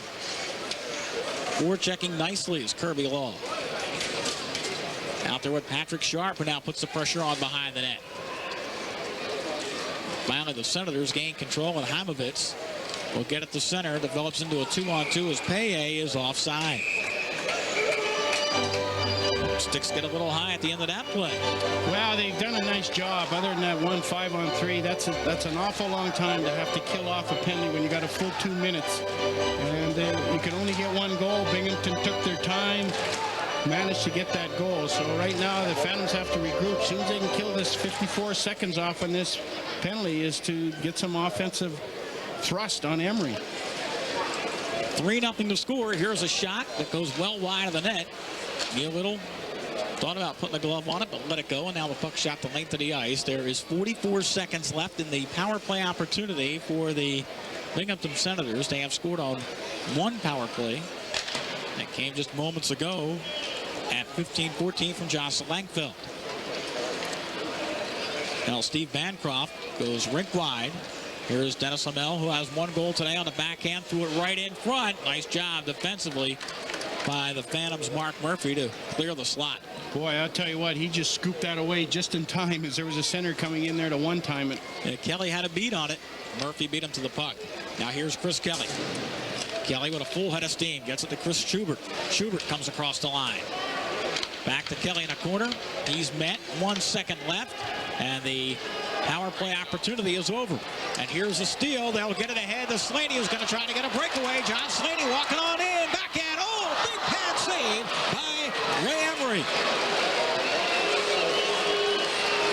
That's scoring chance of this period, and Slaney's going to get another one. Now the play's offside, but Emery comes up big as he is able to keep the Phantoms off the scoreboard on the breakaway by John Slaney. 3-0 our score as Binghamton leads the Philadelphia Phantoms here in the second period, the AHL on CNA.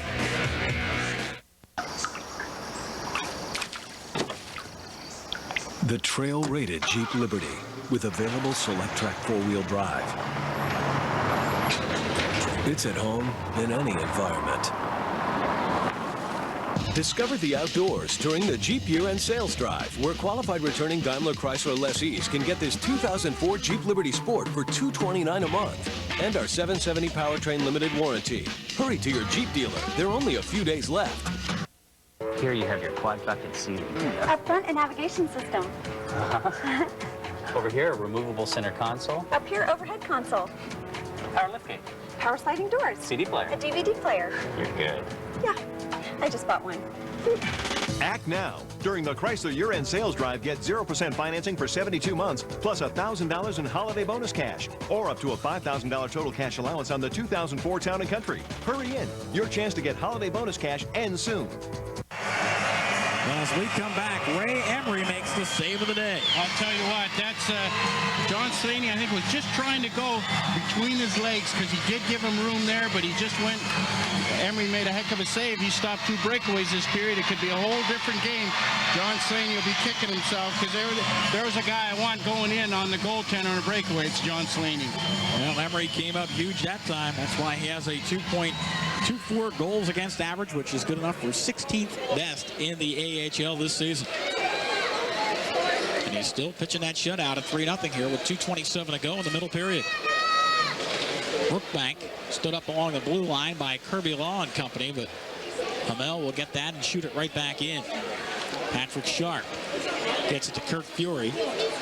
Fury goes rink wide the other way for John Slaney. Hits his man at the blue line, and here is a shot, another save by Emery.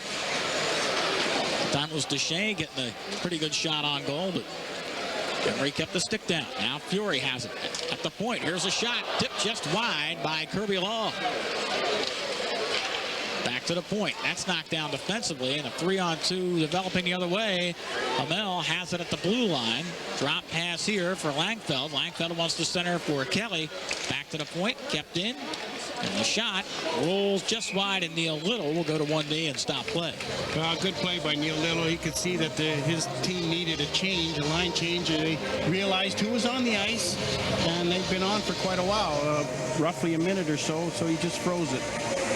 I'll tell you, the top line, though, has played well today for Binghamton as head coach John Stevens in his 5th year trying to get his team cranked up at home. You'll see the shots on goal favoring Binghamton 19-11. Craig Berube on the faceoff for Philadelphia. Wins the draw as Jim Vandermeer picks it up from the faceoff circle. Now Vandermeer gets it ahead.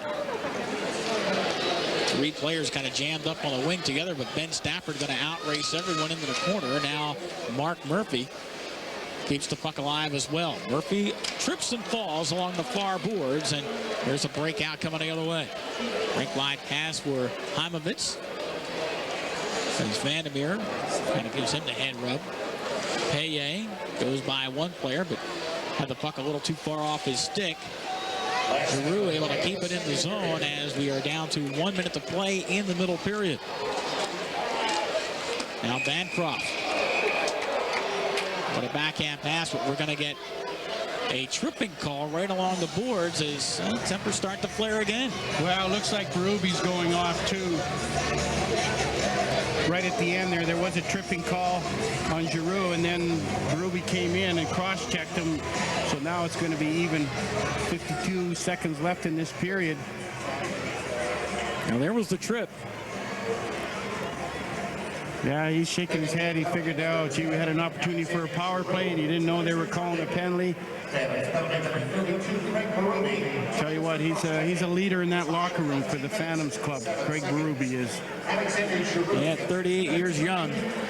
He loves the game. There's no doubt about that. There's no question. He's still got the fire. He still loves it, and he's given a heck of a contribution. He's making all the young players accountable. He wants them to play hard every night, every shift.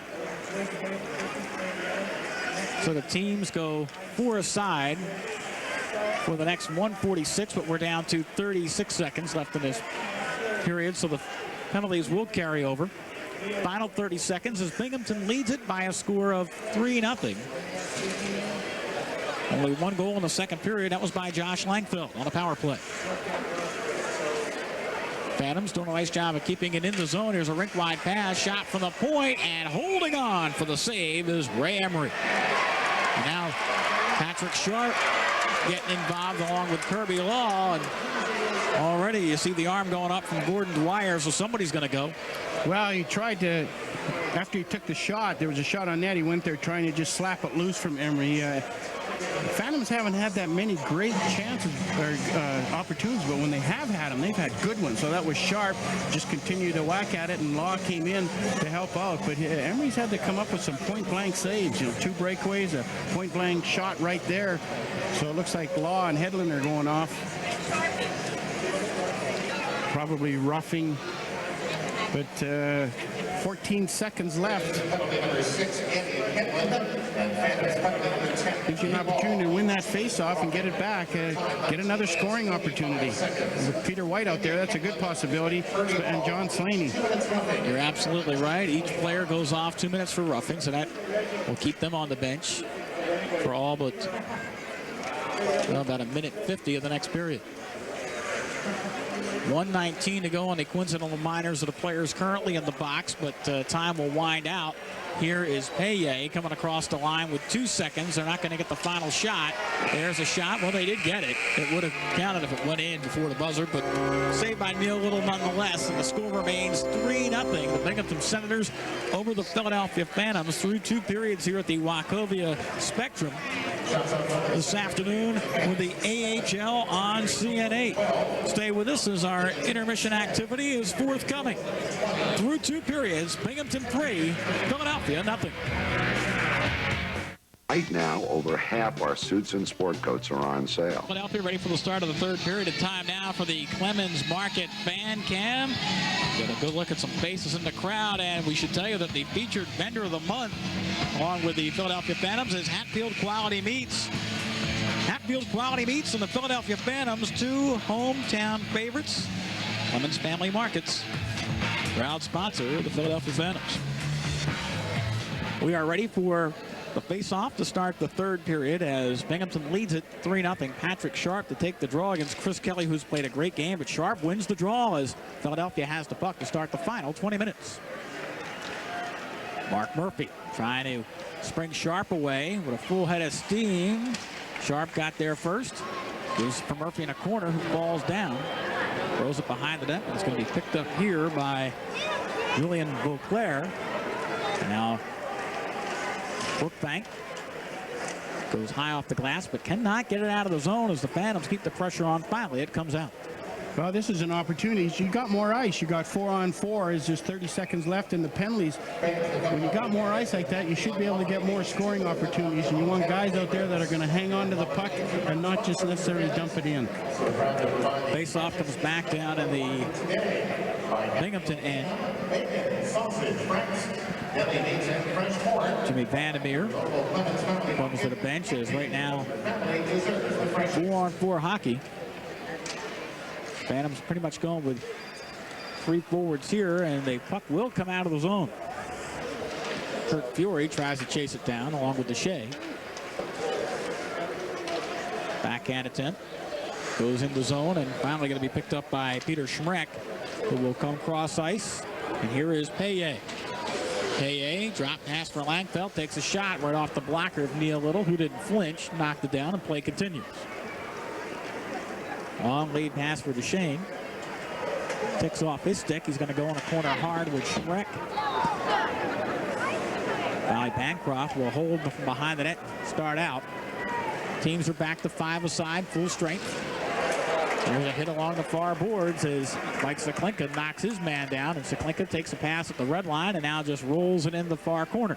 I think there's an indentation in that board now. Yeah, it moved pretty good. Seklinka throws it right in front, and it was Stock who could not get a tip on it. PJ Stock was cruising near the slot but didn't get lumbered. Rink wide pass. Jimmy Vandermeer has it. Rolls it in. Now he takes his spot at the blue line as Stock is out there, along with Boyd Kane, as they try to mix up the lines a little bit and get some physical play in the corners. Slinka, Kane, and Stock. Can't get much more physical than that. No, to three tough boys. This puck shot the length of the ice, touched up by Jim Vandermeer, and icing is a call. 17:49 on the clock here in his third period. Still 3-0 Binghamton.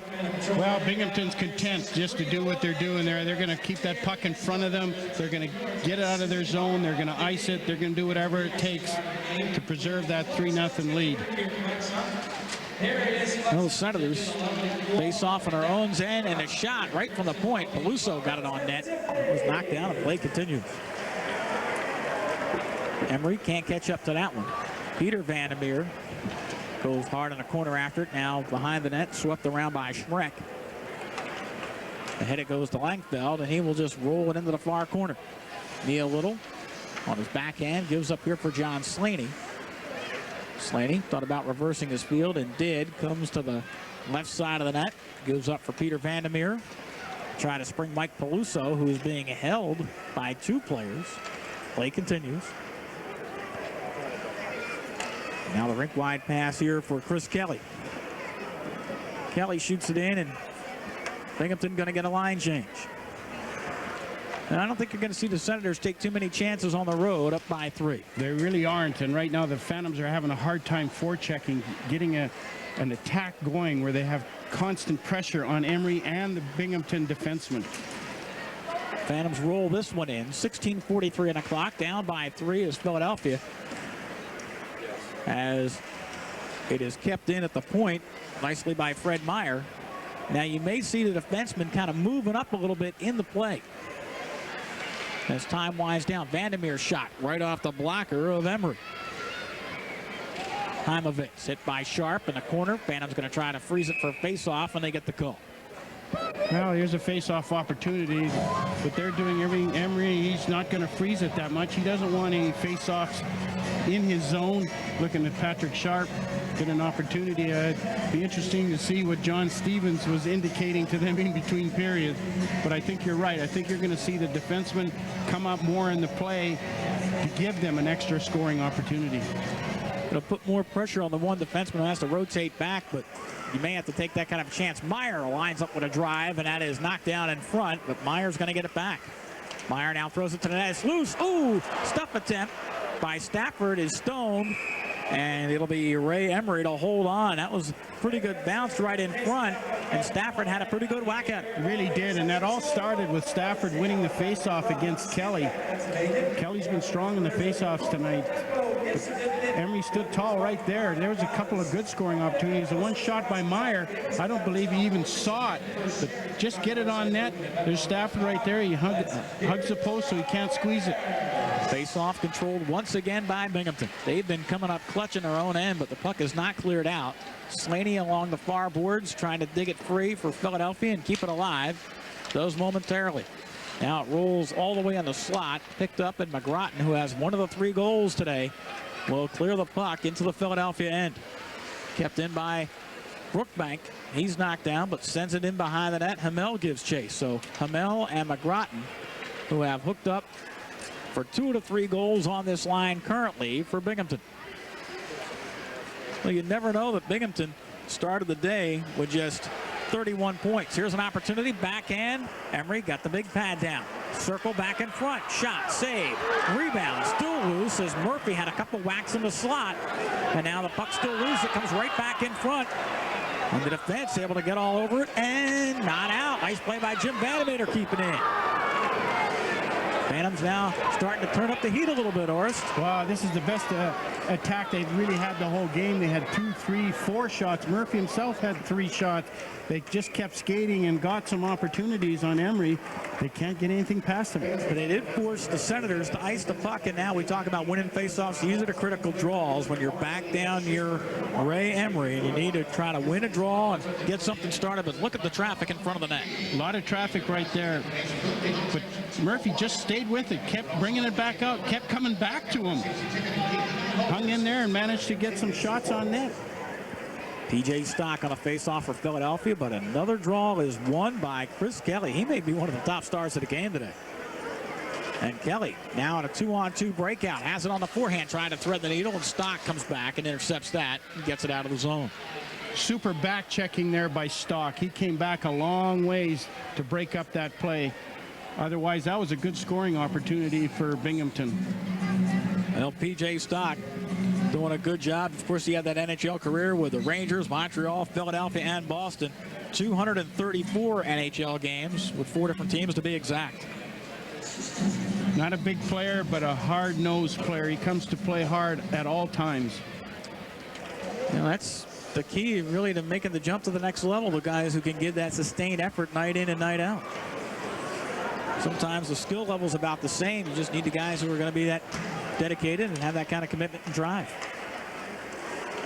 Play onside. Peter White trying to keep it alive for Philadelphia. Peter Vandermeer knocked down, and I heard a whistle. Tripping. Peter Vandermeer got tripped just inside Binghamton blue line, and Phantoms are going to go on a power play. 4:16 left to go in this period. A lot of crazy things can happen. You get one, all of a sudden the momentum shifts. There's a little more pressure on Binghamton. I think the penalty is on Schreck, and he wasn't even sure he pulled him down, but he's going to go. Well, he just kind of looped his. He doesn't know where he's supposed to go. So Peter Schreck will pick up his 33rd minute of the year. For the first 5 minutes of this period, Philadelphia has outshot Binghamton 5-1, and now they go on a power play. As 5:44 was the time of the call. See if the Phantoms can put a couple more shots on the cage. Ahead it goes to John Slaney. Slaney rolls it to the far corner. Peter White tied up. Gets there nonetheless with Dennis Hamel. Tries to dig it free. Comes all the way to the point. Slaney approaches the face-off circle. Took a shot. Might have hit the side of the net or maybe the blocker. Nonetheless, it is shot the length of the ice, and it's a shot on goal. Randy Jones in his own end to start out. 1:13 left in the man advantage. Slaney just shoots it in. Emery did a good job of slowing that puck down, and the Phantoms are going to control behind the net with Peter White. Now it is Julien Payet trying to dig it out. Comes all the way to the point where Slaney crosses for Jones. Jones back pass in the far circle to Murphy. Murphy gives up for White, looking for a cruiser. Slaney's near the slot. Here's a shot that hit a pad. I don't even think Emery saw it, but it caught a piece of him. And now the puck is forced out of the zone by Payet. Serge Payet doing a pretty good job defensively. Phantoms on the attack again. Here is Slaney. At the goal line, near side, all the way back to Patrick Sharp. Sharp rolls it in the slot. Didn't get a lot on it, and the puck is cleared. Sharp is just concerned to get that puck through. Hits a Binghamton player. He's got a breakaway. Unfortunately, it was just rolling and bouncing a little bit for him. Patrick Sharp hits Kirby Law in stride. Big shot, and it goes wide. And Sharp cannot keep this one in at the point. 7 seconds left in the man advantage. And coming out of the box will be Peter Schreck. Meyer winds the puck in. Berube on the wing keeps it alive. Teams are back 5 aside. Here's a shot in front. Berube had a stick down, and the deflection just wouldn't get past the goalie. And here's a 2-on-2 the other way. Drop pass. Schreck winds up, deflected, and goes well wide. Berube gets it ahead here to Jimmy Vandermeer. Avoids a slash. Comes across the line. Still carries the puck to the far corner. Vandermeer throws it behind the net. Kirby Law tripped, fell, trying to get it to Stock. It comes all the way to the point. Boyd Kane winds up with a shot. Whistles wide. Slaney, nice job of keeping it in momentarily, but here's a long lead pass from McGrattan, too far ahead. Neil Little leaves it behind the net as Kirk Fury spins and comes out. Fury's pass intercepted at the red line. Now John Slaney has it for Philadelphia. Walks on in to the faceoff circle. Trying to throw it in front. Could not complete the play to Stock, who is wrapped up. But still, the puck comes to the near corner. Here's a shot deflected in front. Emery had the save. Well, Kane has been able to unload some shots toward the net, but nothing getting by Ray Emery tonight. Here's a shot in front. Score! Just what I said, and penetrating the goal. Mike Saklinka breaks the shutout with 10:56 remaining. Wow, that was a great play by Stock. Stock's been a thorn in their side all night. He's been really tenacious on his forechecking, also on killing the penalties. And Saklinka is such a strong man. You can't move him from out front of the net. Kane also, this is a strong line. Hard checking. Nice play by Stock. Gets it right out to Saklinka. Boyd Kane puts it around the boards to Stock. Good eye, right there, right. Oh, man, that's the nice play like that, especially Stock tonight. He's worked so hard. Saklinka, you can't move him with that big body. He's just solid muscle. Mike Saklinka will get his first goal of the season. Well, the first one's the hardest. B.J. Stock got one assist and Boyd Kane the other.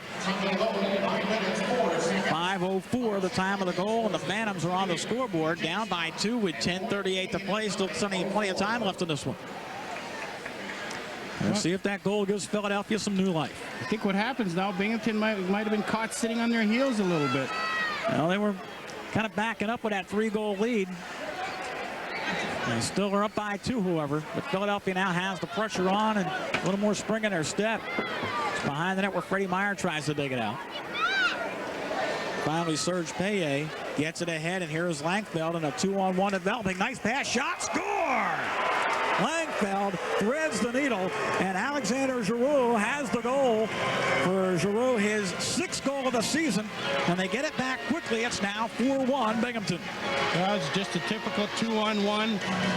Phantoms had to press a little bit. They had to go out and take some chances, and they did, and they got caught on a 2-on-1. Couldn't get back on time, and again, they made a nice pass. Comes across, he had to make sure he got it up. Got it up over Neil Little's blocker. Good exit pass by Paye. Boy, there's some nice quality goals tonight scored by Binghamton. Absolutely, and I'll tell you what, another beautiful pass from Langfeld, who has a goal today himself on a power play. He threaded that right on the stick. He's played pretty well tonight, along with Kelly and Hamel. They've been on the ice a lot. Even McGrattan, too.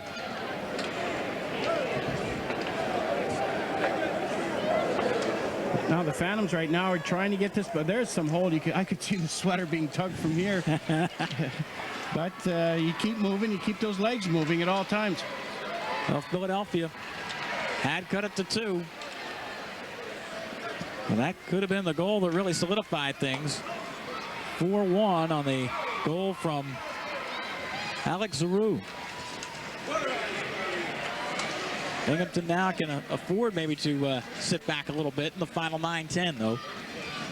Well, you want to keep coming at them, keep coming at them. They play these Binghamton a few more times this year. You want to leave a message. The message is you're not ever going to give up. That's right. Here's Saklinka with a shot through a screen, but it went wide. Freddie Meyer gives up now for Vandermeer, and can Saklinka keep it alive? Yes, he did. Goes behind the net. Schmreck tries to get there first, tied up with Craig Berube, who's digging in the corner.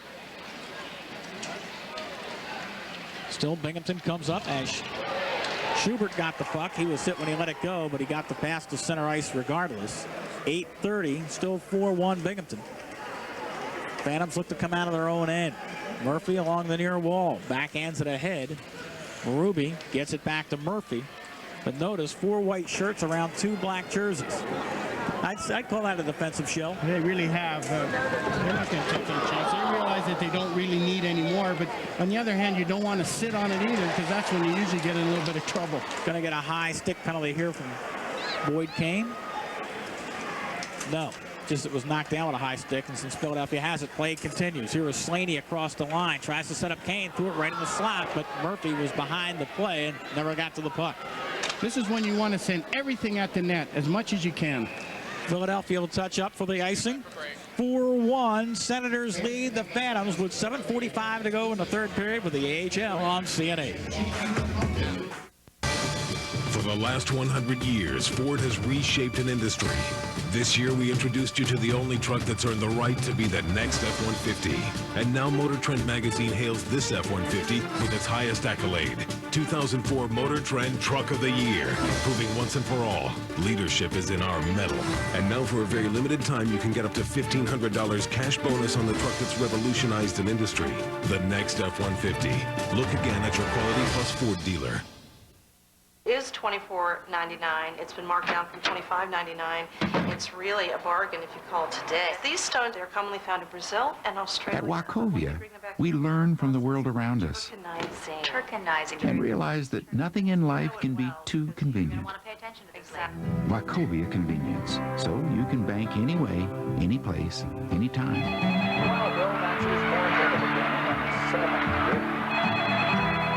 Wachovia. Well, welcome back. It's time now for our Pico Energy. High energy play of the game was early. Pete Vandermeer now tuning up a defenseman by the name of Wade Brookbank as they went toe-to-toe. And then the moments ago, the Wachovia check of the game. How about Mike Saklinka's hit right here? Yeah, that'll get it done. The Wachovia check of the game. As Mr. Schubert says hello to Mr. Saklinka. Well, Mike's really got some fire going right now. The last couple shifts, he's really put a lot of hard work into it, and he comes out of it with a goal and a check.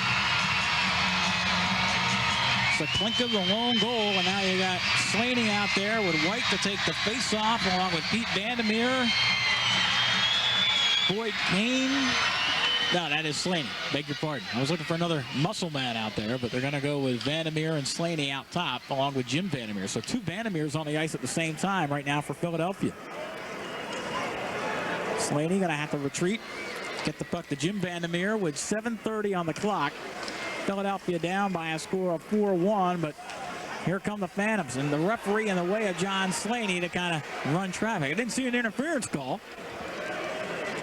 I'm not even going to make a comment. Okay, I won't let you. Here is Kelly, who just winds it in. Phantoms get the puck behind their own net with John Slaney, who's going to bring it out. Yep, Gordon Dwyer became an unwanted participant on that rush. Yeah, he did. He was blocking for Binghamton. There's a shot from well outside as Neil Little makes the save on Peter Schmreck. Boyd Kane out there trying to keep the puck alive for the Phantoms, and Jim Vandermeer just got hit right in the face with a deflection. Play continues. That hurt. Yeah, that doesn't feel very good. Kane hits his man strong into the boards, as it is now Mike Saklinka, who has the lone goal for Philadelphia, trying to corral that puck and come out of his own end. Gets it ahead. Now Randy Jones. Jones rolls it weakly into the zone, but the play is offside. We'll take a timeout with 6:21 to go in our final period. Binghamton 4, Philadelphia 1 here in Philadelphia this afternoon. From the heart of Yingling country comes a new beer.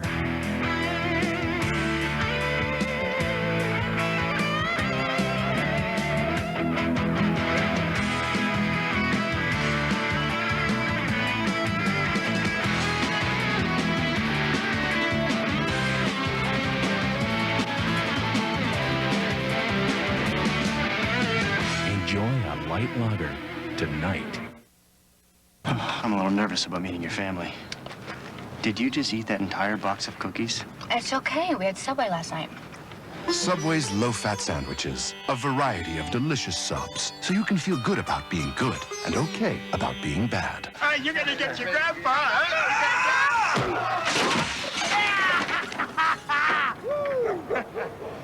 It's okay. I had Subway. Oh, second down. Subway, good, so you don't always have to be. Welcome back here to Philadelphia. Third period action. 4-1 Binghamton, but now time for scores around the league in the AHL. And Hamilton already defeating St. John's 4-2. Bridgeport continuing to have winning ways over Hershey 4-2. 1-1 Houston, Chicago in the first. In overtime, Providence and Lowell tied. A final, Manchester shuts out Hartford. Also Norfolk over Wilkes-Barre today. In overtime, it was Portland one better than Albany. And Rochester leads Syracuse in the first 1-0. A 4-4 overtime tie with Manitoba and Toronto. And Springfield leads Worcester in the first 2-1. Lots of activity in the AHL today. Oh, no doubt about it. Sunday's a big American Hockey League day. Phantoms have the puck and they shoot it in. 6:13 standing between them and what would actually become a rare home loss. They've only lost in this building 6 times this year. Well, I know John Stevens won't be too happy about this.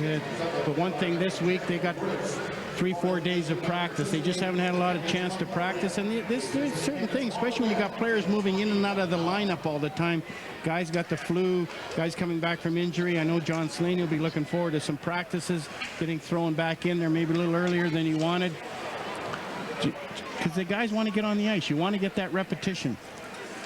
Well, there's always something to play for. Be it more playing time or whatever. Just because a scoreboard might read 4-1, you just don't want to turn it off. Oh, absolutely not, because that can become a habit and it can become contagious. And it's a very difficult thing to get rid of. Here's Freddie Meyer. Meyer will shoot this puck the length of the ice in the corner where it's picked up by Kirby Law. Always looking for somebody in front. To the top of the slot. Vandermeer shot, score! Like I said, Kirby Law always looking for something to happen. He all went out top to Jim Vandermeer, who just unloaded.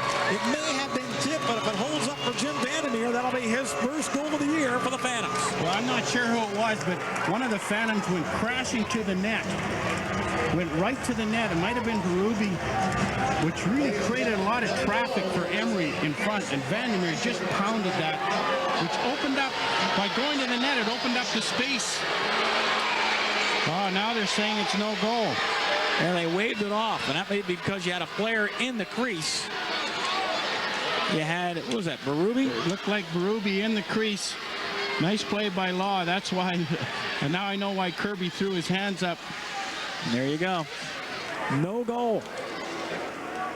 As the Phantoms don't catch a break, Craig Berube standing in front, but maybe just a little too close. Score remains 4-1, Binghamton. Kirby Law, he's exciting, isn't he? He makes things happen. He really did. But by going to the net there, opened up the space up the middle. Two Senators converged on Berube, and fortunately, he just went a little too far. Yeah.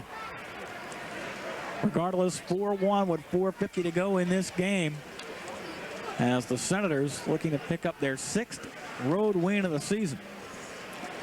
You know, that shows you how strong they are in their home building, because they've only won 5 times this year, and still they're playing .500 hockey with those 5 wins on the road.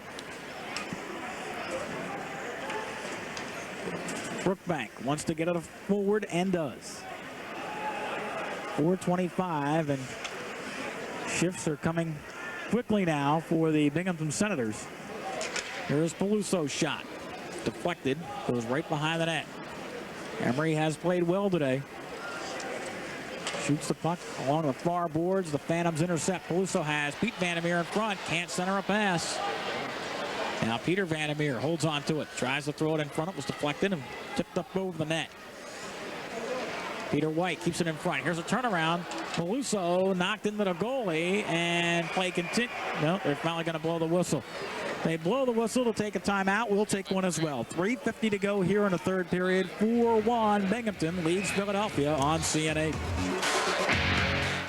While other stores have sales all the time, we offer low prices all year long. So when we do have a sale, our prices are a lot lower than other stores. Right now, over half our suits and sport coats are on sale, plus hundreds of pants, sweaters, shoes, shirts, and outerwear, 20 to 50% off, which means the only way to beat a Men's Warehouse price is at the Men's Warehouse winter sale. I guarantee it. Open New Year's Day. Call 1-800-776-SUIT. The Phantoms are celebrating 2004 by rolling back the price of our Family Value Pack. Every Family Value Pack includes 4 tickets, 4 hot dogs, 4 sodas, and 4 Dave & Buster's Power Cards, all for the reduced price of only $44. Join the Phantoms on Wednesday, January 7th at 7:05 as they battle the Hamilton Bulldogs at the Wachovia Spectrum. Great seats are still available, so order your tickets today. Call 215-465-4522. Welcome back to the Wachovia Spectrum. As we went to break, the wheels came off. Yeah, we talk about some testy times between these two teams. I haven't seen a brawl like this in a long, long time. Well, we've got Neil Little going in court. We've got Jim Vandermeer and McGrattan going. This all started with Emery. But this is a little bit old-time hockey. And it's only fitting that some of my ex-teammates happen to be in the building. I think that's... but this is... I didn't really see how this all happened, but McGrattan, I don't think he wants too much more. It looks like he's hurting. It looks like Jimmy Vandermeer might have hurt him. Might have hurt himself, but they're two tough boys. Well, let's take a look at how this thing started to erupt. Now you got Peter Vandermeer was getting involved. This is still live action. We were going to go to tape a little bit ago, and, you know, back when we started tonight, you heard Santa Claus saying, hey, it's happy holiday, behave yourself, no fighting, forget the presents next year, forget the presents next year. Santa's not showing up. Well, Peter Vandermeer went after McGrattan again. With Emery, he's still skating around. He wants somebody. I've never seen a linesman try to break things up like that. Dave Brown actually pounded on the back of the combatants. And now Peter Vandermeer still going at it with Ryan McGrattan. And McGrattan's not done yet. Well, you know, that's the thing. They got a hold of Vandermeer. McGrattan's got one arm loose. You got to make sure you got both arms held.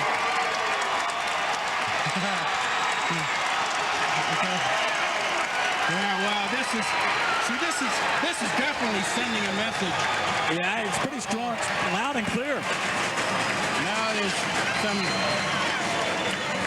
some talk at Emery's going on with Peluso. We still got 3 minutes, 50 seconds left. I don't know what goalies are going to be involved because Neil Little went end to end to get involved in this fight, so you know he's going to be tossed. And I never saw a goalie like Ray Emery go at it. Emery was one of the main combatants when this fight broke out. And Neil Little really giving it to Emery and company. Well, this maybe 4-1 right now, but they're certainly sending a message. And the Phantoms do have the players. They're still deep in the bench to continue this on. So unbelievable. Well, let's go back to when it all happened. As you saw, we were just in a commercial break when it was really Ray Emery who started really going at it, and then out of nowhere, over the pile, Neil Little into the end zone, touchdown. If he'd get him a football, he would have scored from 2 yards out. I'll give him a 10 on that one. But you can see Jim Vandermeer and McGrattan going at it, because he was hitting guys when guys were down. He was standing over top of them. But this was a long, tough fight. That was the protracted fight because it seemed like the fight that never ended. But then right after that, Peter went. This is Emery and Peluso. You know, Emery got the jersey over Peluso's head, and that's really what fueled the fire. When you get a goalie who wants to duke it out, you know, everything's going to break loose. You see there, McGrattan? He's standing over the guy suckering somebody. You know, that doesn't take a lot of courage to do that. That's when Jimmy stepped in. But when you're standing over somebody when he's not even looking at you, pounding away at him, that does not take a lot of courage right there. And that's when Jimmy came in, Vandermeer, and then that's when Neil Little. Does look like a butterfly dive, but like I said, we still got 3 minutes, 50 seconds. Folks, this is hockey. This is hockey. You know, this is reminiscent of that. This is definitely going to be a two-sheeter, but we had all those former Flyers in the building. You know, this is reminiscent of when the... oh, boy, did Jimmy ever hit one there. He knocked McGrattan right off his feet, but it continues on like that. This is going to be interesting how they're going to come up with all the stats on this one. Unbelievable. Reminds me of the Flyers Kings back in the mid-'70s when they used to go at it like that. This is definitely a two-sheeter. Yep. I'm not even gonna guess how they sort out these penalties. Let's take a timeout. We'll be back in a moment. 4-1. Binghamton leads on the fight card. I don't know who's winning.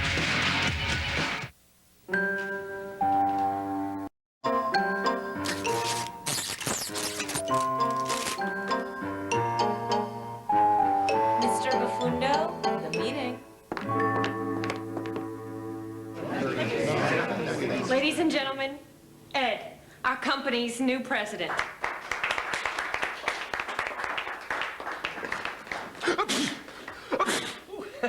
Wow. That reminds me of how President William Henry Harrison, 9th American president, caught a cold on Inauguration Day. 31 days later, boom, dead. Yeah, completely dead. 6 feet under. It's fun to know history. Find curious facts from America's past at loc.gov, the Library of Congress website. The AHL on CN8 is brought to you in part by your Key States Chrysler Jeep dealers. By Wachovia. Together we can achieve uncommon things. By your local Toyota dealers. With 17 models to choose from, which Toyota is perfect for you? Toyota, get the feeling. By Pico, no doubt about it. By Canon Business Solutions, redefining the office. By Dodge, to get anywhere, you've got to grab life by the horns. By Dietz & Watson, expect the best with Dietz & Watson. And by Sierra Mist, one shockingly refreshing lemon lime from the makers of Pepsi. Well, here's what started. Watch the play in front as you see Emery kind of get tangled up with Peluso. Gave Mill a head tap, and then there was a high stick right there as he had a stick coming up on Schubert, and then it all broke loose from there. And welcome to Sunday night at the fight. Yeah, it's a two-sheeter. They got the extra pad and pencil out. And, as we went to break, you were saying your creative juices are starting to flow a little bit. They really are. I mean, this is unbelievable. I haven't seen one of these in a long time, and it's tremendous. Wouldn't it be something if we see a starting line next shift of Berube, Stock, and Kane or something? You know. Well, they got the goalie duking it out. Yeah, he goes after Peluso right there, and this is where I really get mad at McGrattan.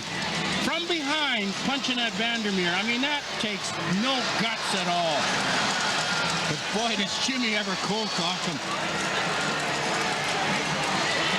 But I have to give it to Neil Little. I'm surprised he didn't get hurt on the play.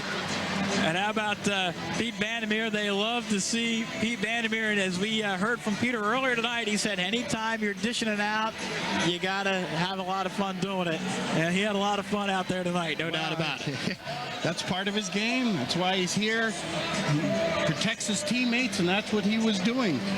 You know, Peluso's not the most physical guy. He's more known as a goal scorer and that. So something must have been said between Emery and Peluso to get that going. And so it'll be interesting to see what Neil Little will be gone. Be interesting to see what they do with Emery. Well, one thing is for sure, we're going to see two new goalies. Billy Thompson, with a record of 4-7, will get a chance to play the final 350. And Antero Netamaki for Philadelphia will come in with a record of 7-6-4. But outside of that, I can't tell you who's going to be on the ice.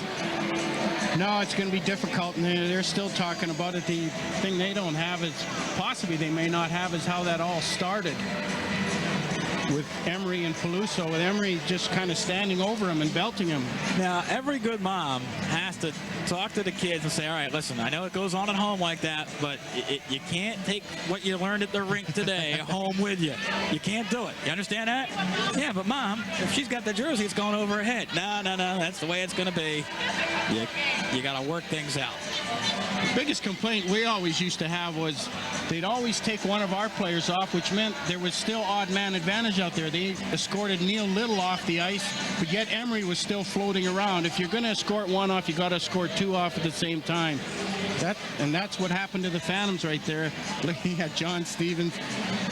You look at John Stevens and John Paddock, quite honestly, they're two of the most calm guys, super guys.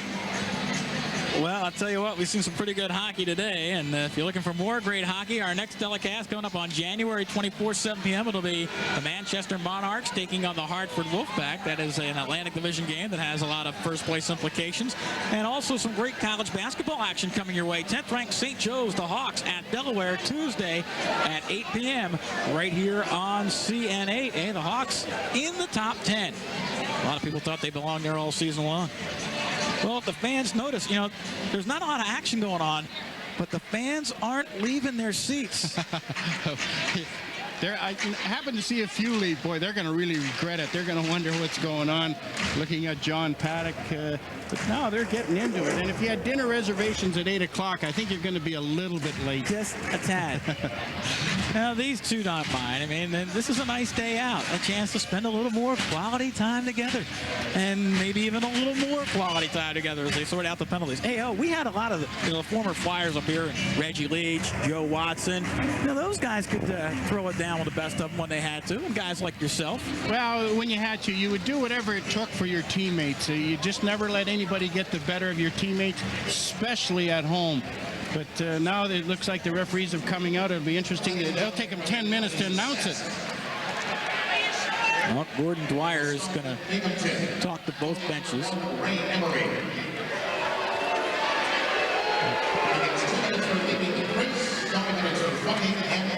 All right, Emery, 2 for leaving the crease, 5-minute fight, game misconduct. I'm sure Neil Little will get the same. Yes. Riva, 5-minute fight, game misconduct. You writing all this down? McBroughton.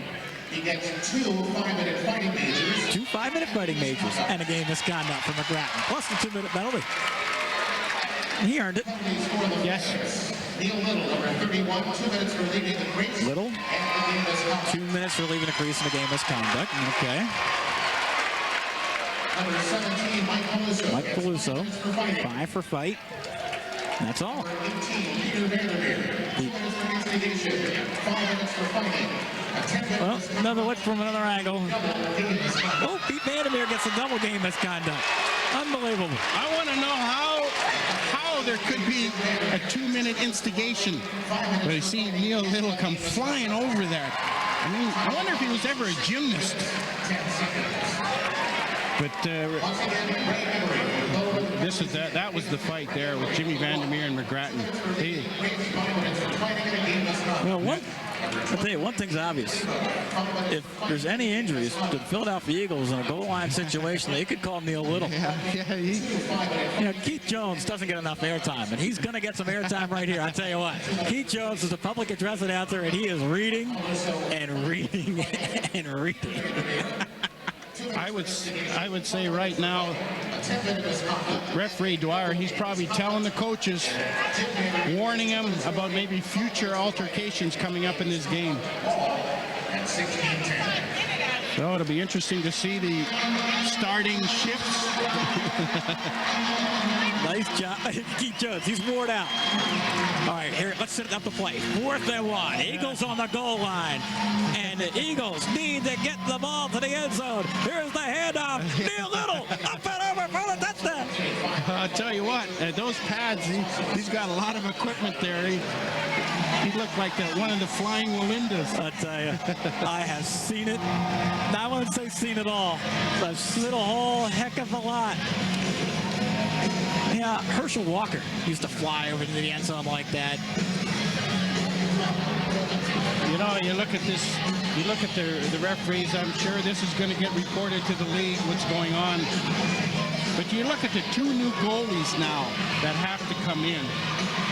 You know, they've been sitting there all night looking at the head referee, getting this all sorted out. But the 2 goalies, he's got something else to say to Coach Paddock, whatever that is. But they've been sitting there all night. They got to be tight. 3 minutes, 50 seconds left to go in the period. It's not easy for them, easily, whatever he's explaining to John Paddock. Well, John Paddock has made his call to Billy Thompson. You know, Thompson has a shutout this year. He actually shut out Manchester. Pretty big win for him. And Antero Nenamaki currently 20th in the league with a 2.30 goals against average. So at least we know who the combatants are in net. This is going to be a strange one. Teams will be 5 aside. They have enough to put 5 out at the same time. With 3:50 to go. And yeah, who's out there? Boyd Kane.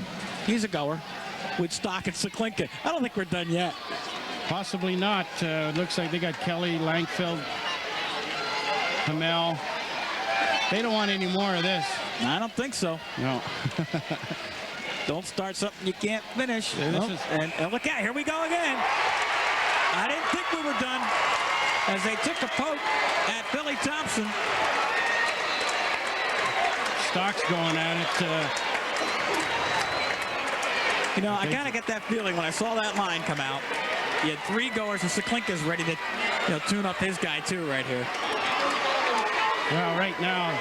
How about Kirk Fury going after Hamel? Hamel doesn't want any part. Nah. Fury's doing a nice job, youngster. Well, I can remember Kirk Fury playing in the ECHL, those Atlantic City-Trenton rivalries. They were pretty testy. No, Hamel wants no piece. Someone's trying to cover up. Fury's just going to tune him. we got another, possibly a heavyweight. You don't know where to look. Thompson's jawing. And they're telling him, get back in your crease there, Mr. Thompson, because they don't have another goalie. Yeah, we got another one down in the corner. No, we're not done yet. And that could be 3rd man in. It should be. He should be ejected from the game. Yep, and now Stock goes after Thompson and knocks him down. If you're going to call it to the letter, Thompson's the 3rd man in. They don't have a goalie here in the final 340. They're going to get somebody else to go on that. Well, I'll tell you what. I got to look it up. When's Binghamton back in town? That could be the hottest ticket. Yeah, it certainly could be. We have to add that one to the broadcast schedule. I'll tell you. But with P.J. Stock, I mean, he's played a tough physical game tonight. That's just the way he plays all the time. This isn't anything new. You got Slaney. Well, when you look back at the games that we've seen on CN8, we have not seen a penalty-filled game like this one to date. And we still have about 10 more to go in our regular season schedule. There was a game earlier this year when the Phantoms played against Cincinnati, when there was a all-out altercation at the end of the game that had, I think, about 170 penalty minutes delved out to both teams, and that was a record. Hey, we got a guy coming out of the penalty box. Look out, Saklinka wants a piece. And here comes Hedlund and Saklinka. Yeah. Well, you see, they had 1 Phantom down there, and you got 4 Senators. You're going to send everybody off. You got to send them all off. And Andy Hedlund just kind of laughing at him. He doesn't want any part of Saklinka. No, and I don't blame him. Any part of him. He knows it. Think about it for Saklinka. He left the box, and they could tack on a couple of games for that. Yeah, but in all fairness, he did the right thing with only Fury down there defending himself amongst 3 or 4 Senators.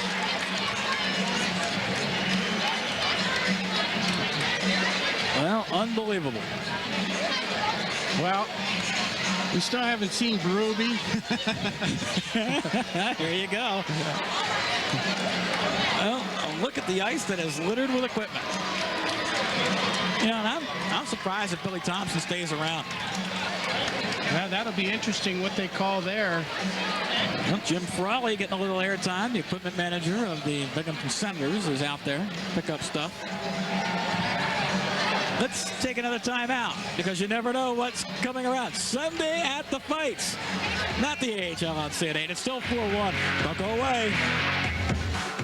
While other stores have sales all the time, we offer low prices all year long. So when we do have a sale, our prices are a lot lower than other stores. Right now, over half our suits and sport coats are on sale, plus hundreds of pants, sweaters, shoes, shirts, and outerwear, 20 to 50% off, which means the only way to beat a Men's Warehouse price is at the Men's Warehouse Winter Sale. I guarantee it. Open New Year's Day. Call 1-800-776-SUITS. My New Year's resolution, I will exercise more. I will eat healthier. I will lose weight. CN8, the Comcast Network, and Philadelphia Sports Clubs are giving you a chance to get fit for your New Year's resolution. Win a full-year gym membership, personal training, and a therapeutic massage. Every day, one lucky caller will be selected to win this complete fitness makeover. For your chance to call in and win, watch CN8's Real Life with Mary Amoroso, starting January 12th, 6:30 Eastern. For my New Year's resolution, I will watch CN8. The Phantoms are celebrating 2004 by rolling back the price of our Family Value Pack. Every Family Value Pack includes 4 tickets, 4 hot dogs, 4 sodas, and 4 Dave & Buster's Power Cards, all for the reduced price of only $44. Join the Phantoms on Friday, January 2nd at 7:05 for their New Year's party that's fun for the whole family. Order your tickets today. Call the Phantoms at 215-465-4522.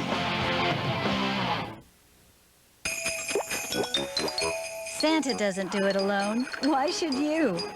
Count on your holiday helpers at Neshaminy Mall to simplify your holiday shopping with our variety of stores.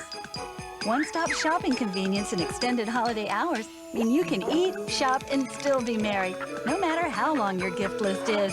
And now that you know where to find all the best stores, you can concentrate on finding the best holiday parties. Simplify your holidays at Neshaminy Mall. Welcome back, and the man of the hour right now is Gordon Dwyer. Let's take a look at round two. As we mentioned, Stock came out for the Phantoms along with Kane on the opening line, and it only took about 7 seconds. The Stock went right to the net after Billy Thompson. Yeah, he went right there, and then that's what started with Kelly and Siklinka and Kane. But, yeah, 7 seconds to get to this point, and we still have 3:43 remaining in the third period. This probably could be one of the longer third periods. Oh, I think without question. And if you had dinner reservations at 8:30, you better change them. That could be right. Yeah, this has turned into a penalty-filled affair, to say the least, as it has taken quite a while to finish the final 3 minutes and 50 seconds of this one. Well, let's go back and look at round one. I mean, that had the highlights of any Pier 6 brawl that I've ever seen, with Neil Little going coast to coast and joining the fray. Yeah, well, there's that McGrattan and Vandermeer again. They're going to have fun watching these films in the locker room the next few days. But, right, the Litz. I'm surprised he didn't get hurt on that.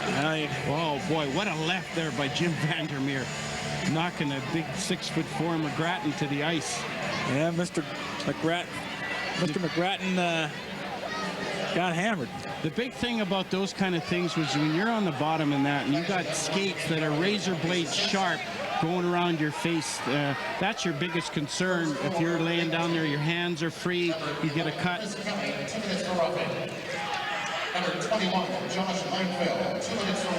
Well, before the fighting today, we actually had some scoring in this game, believe it or not. Dennis Amell with a first period goal to make it 1-0, and McGrattan added one as well at the 15-14 mark. Josh Langfeld, a second period goal, the only power play goal we had today. And then the Phantoms came back with Mike Siklinka at 9:04, his first of the year, to get on the scoreboard. But then Alexander Giroux with his sixth of the year at 9:54, and that's where we stand at 4-1 at this point. Wow, look at this. Emery is now back in net. So this, and they're taking a look at this. How could Emery come back in the game? Well, that's baffling because he's leaving the. Have to check on that one. I don't know how that happens. Is that like emergency situation? Yeah, I'll be honest. There is a rule there that I'm not up on. I'm point blank about it, because you got Nitamaki is back. But hey, let's take a look at the remaining series. You got January 10th at Binghamton, and also February 7th at Binghamton, March 27th at Binghamton, and right here in Philadelphia, April the 4th. Get your tickets now, as I'm sure the rematches will be fun-filled, to say the least. Well, and the Phantoms, they play the same whether at home, road, doesn't matter. So this is, I'll tell you what, if there's a scrum in front of the net, get in Emery's way again. And the worst they can do is throw them out again. So Binghamton has a two-minute power play here right now against the Phantoms. This will be a 5-on-4 situation as the puck is shot back to center ice. So you have penalty minutes, 79-61. Philadelphia over Binghamton. No, that's not an NBA score. That's the penalty minutes in today's game. 79-61. That's a lot. I bet you nobody skates by Chief Berube and hits him. Yeah, now I got a question. 3:12 to go. Something else really breaks loose. Does the referee have the right to say, I've seen enough and the game's over? Here we go. Yeah, here we go. Just right out of my mouth. It's Ben Stafford. Ben Stafford. Berube's hot. going after him as well. That's really a tough guy. Well, Berube and Ben Stafford getting involved in a play. Brookbank, yeah, he's really a tough guy, Brookbank. Heimovitz involved in a fight there as Berube's going to town on David Heimovitz. He'll think about doing that in the near future. You got two players tugging on the sweater of Randy Jones along the boards. I don't know what Brookbank was trying to prove. There's a 2-on-1 there with Giroux. Yeah, they better. And Chris Schubert. And now Stafford comes back to join in as well. You got Freddie Meyer. Yep, Freddie Meyer in the corner. Tangling with an opponent. How much will the referee take, though? Back to the original point before this. You got to complete the game. I don't care. You got to complete the game. Now, wait a minute. You go back and get some of the Binghamton players off. Get them out of there. Why? That's it. Don't you go anywhere, Meyer, until everybody's off. Oh, Wade Brookbank just jumped the back of Ben Stafford, and that's how this one started. I mean, Stafford was just skating on the ice, and Brookbank got him from behind. Well, I'll tell you that some of these guys haven't shown me a lot of courage. But Brookbank, he's no little guy. Nope. Schubert neither. Schubert stands 6'3", 209 out of Germany. Played in the Olympics. You know, you could never do that in the Olympic setting. You'd never play again for your country. No, but I wonder what Brookbank was thinking. Well, the training staff and everybody's getting their workouts, getting all the sticks and the gloves and here. Well, let's take another look. Ben Stafford, Heimovitz, and Berube will join in the fray as well. And yeah, he really went after the guy right on the wall there. Is that Heimovitz? Yeah, Heimovitz. Heimovitz getting tuned up by Craig Berube. Yeah, well, it's too bad he didn't get after Brookbank. That's why Berube went in there. He saw that was such a mismatch. You know, this third period has taken almost 1 hour to play. And we're not done yet. What's your point? My point is we've already seen 140 penalty minutes in this game given out to both teams, and we're going to get more coming up in just a moment. Yeah, I'll tell you, this is definitely old-time hockey. This is one of those places where the guys when you're watching TV say, hey, if you're just joining us from the West Coast, they got the game still going on. That's right. That's right. That's right. And well, one thing about it, you got lots of room on the bench. Now, you'd hardly ever see this in an NHL game today, would you? Too many penalties for leaving the bench and stuff like that. Well, you leave the bench, yes. I hate to say this, but I think in a way we need a little bit of intensity to draw that kind of. There's when you listen to Buildings, when there's a good fight going on, generally speaking, people don't really get hurt in a real nasty fight. It's generally guy and then the guy, you might get a little cut or whatever, but what can really be done is stick damage and all that. And I think when you have a lot of stick work, and look at Shell Sammy's and a big grin on his face, when you have a lot of stick work out there, I think the injuries can be more severe, or guys going after knees, and somehow along the way you've got to protect your teammates. And I think at times the rules don't allow you to do that because of the instigation rule, things like that. So I'd like to see a little bit of that come back, because the intensity level is there, and I think the rules protect the cheap shot artist. There you see John Slaney. Welcome back, John. Yeah, welcome back. No, these two teams won't be getting for any of that Canadian ginger ale anytime soon. No, I don't. Okay. I don't think so. It'll be a while yet. But you know, these, like I said earlier, these coaches, they're really mild-mannered individuals, and but they got the fire in the eyes. They love coaching, and they'll do whatever it takes to win, and that's the object of the game. Yeah, but John Paddock played that way, and not saying that he instills that in his players, but John Paddock was that kind of player when he was here in Philadelphia. Yeah. I mean, back in from like 79 to 81. He was a tough player, but when you talk to him, I was talking to him before the game, he's such a soft demeanor. You just never would picture him being that way, but yes, he was. And he's got his this, and thing is, his team tonight really has played a solid game, with being up 4-1, 3:06 to go in the third period. Oh, I'll tell you what, guys like Bobby Clark, Bill Barber, they would have enjoyed this kind of a game, I think. Well, I tell you, my heart's pounding pretty good right now. I think it's, hey, where's my skates? You know, those kind of. But it's part of hockey. It really is. Maybe not to this extent at all times, and I'm sure they don't want to see this every night. But it's part of the game. You want to win, and you're sending a message. Oh, boy. You know, Ken Henderson's niece, Mary, is our timeout coordinator. Ken Henderson's the producer of today's game, AHL on CNA. Brings his niece, says, I got an easy job for you. You're the timeout coordinator. The game takes about 2.5 hours. You'll be in, you'll be out. Look what she is. And she is sitting, like, right in between both penalty benches. There's probably some new educational language that she has picked up tonight that she probably never heard before. I can guarantee she's heard a whole different language. She is a freshman at URI, and I'll tell you what, if she could probably write a thesis on what she has learned here tonight. Yeah, well, there's people behind the bench, the fans in the crowd, they get to hear that quite often, and some of the stuff is actually fairly comical. You know, Keith Jones has got to go back to work. He's still reading over there. Once again, here are the penalties. Yeah, here we go again. Hi, Mary. Yeah. Did she get any minutes? I don't think so. But, you know, you have to get a shot of somewhere along the way of the Phantoms bench because it looks pretty empty. Well, more game misconduct dealt out. Now the question is, how many guys will have left? I'm sure that's what head coach John Stevens is trying to figure out. Craig Berube got a double game misconduct. I don't really quite understand that.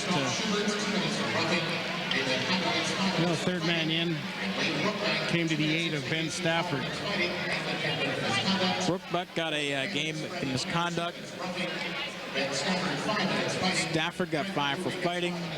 Berube 5 for fighting. The game misconduct. 16:54 time. We still have 3:06 to play. Yeah, it's taken 44 seconds to get this in the game. It's taken us probably about 45 minutes. Unbelievable.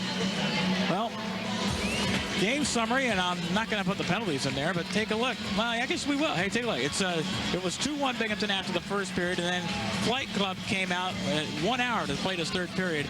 The third period started at 6:59. It is 7:59 in the East right now. We've been delayed by 3 balls. Dennis Hamill and Josh Langfield, 5 points combined to be the leaders in scoring for the Senators. Mike Saklinka got his first goal of the season for the Phantoms in this one. 4-1. The critical mark is at the top right of the screen. 3:06 remaining. We're not done yet. No, we certainly aren't. I think most of the combatants on both teams that are known for their fisticuffs, I think, are probably showering by now. But it's been a strong game for Binghamton. They've come here on the road and really played a strong defensive game, not giving the Phantoms a lot of great scoring chances. And when they did have a couple of breakaways, Emery came up huge. Well, I guess we should tell you that the Phantoms kick off the new year with an exciting game against Worcester, but I don't know how it could be any more exciting than what we've seen tonight. That's Friday at 7:05 at the Wachovia Spectrum. Adult tickets start at $14. Tickets for kids 14 and under, always $8. Great seats available. You can call 215-465-4522 or log on to phantomshockey.com for tickets. And not a lot of room left in the penalty box for the Binghamton Senators. You know, actually, the penalty boxes look more like player benches. When you look at the player benches, it's almost like nobody's left. Well, you've got there's the bench. Yeah, you got one Duchesne sitting on the bench all by himself, and Binghamton has 2, Mihaly and Patil. So that's fun. Binghamton 8 fighting majors, the Phantoms 7 for those keeping track of that stat tonight. Here is Peter White coming across the line. We still have 2:54 to go. Phantoms down by 3. Murphy at the point. As the Phantoms are playing 3-on-3, here's a shot, save, and holding on is Ray Emery, and they'll have word for him, I'm sure. Dwyer, he's right there. He's making sure nothing's going on. You don't have to worry there. Dwyer doesn't have to worry about really trying to control the line changes. You got one player coming off. Well, take a look at the benches. There's Mike Buzniak. He has not suited up. He's the assistant coach, although he played here as well back in the 80s. Here is Kirby Law, winding up, shot, save, and holding on is Ray Emery. Oh, look out! Murphy getting the gloves up right there. Yeah, you see that? Schmeck started that. Paye, though. Schmeck started it? Yeah, he came in. The play was dead. He came in and gave Murphy a little bit of a punch. You know, the officials and linesmen, really got to go in and break up all these fights. That's enough airtime. All right. I still don't like that they take players off and uneven the score, the playing field. Here is Murphy, busting through two defenders, throws it back to the point. Jones tips it and is knocked down at the fence and cleared. Giroux, back pass, shot, score! Serge Paye gets a goal. His 9th of the year. It is now 5-1 with 2:24 to go. Now the first shot, that's tough. Vinny Mackey having to come back in. Emery's been in already, so he's warm. But come back and get a shot on it. That's probably what hurts the most is when you dent the twine like that. Nice pass coming across. Shot. Just a great shot. Top right over his glove. Yeah, caught a piece of the post on the way in, too. So good pass from Giroux to Paye. And number 3 will pick up an assist as well in Vauclair. So 2:14 to go, and it's now 5-1 Binghamton.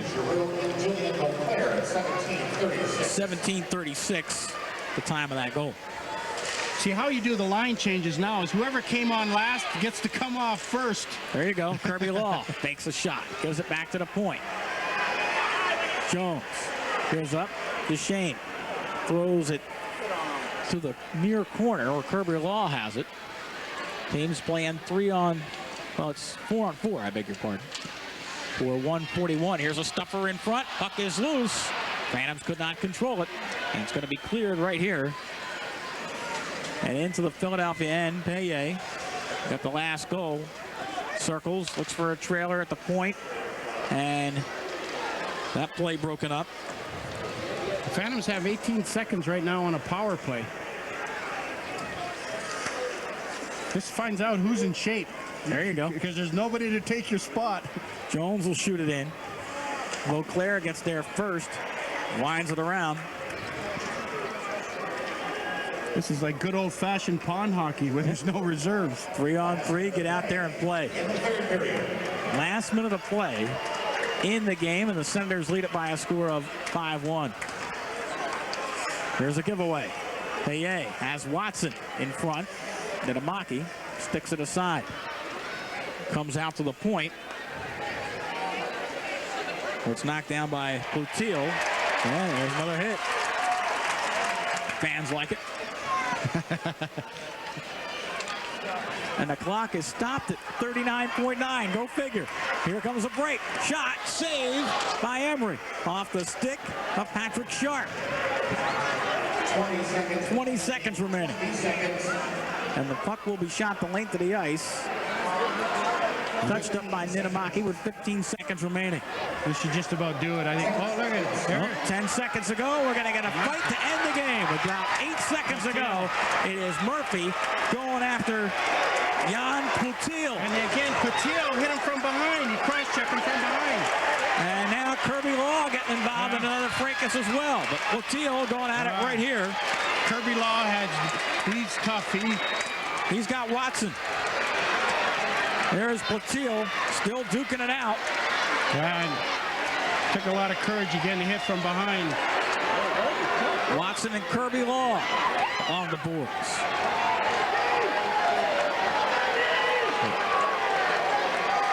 Kirby Law with a nice uppercut. Watson's just hanging on. Yep. Kirby Law wants to unload. Mark Murphy being assisted into the dressing room.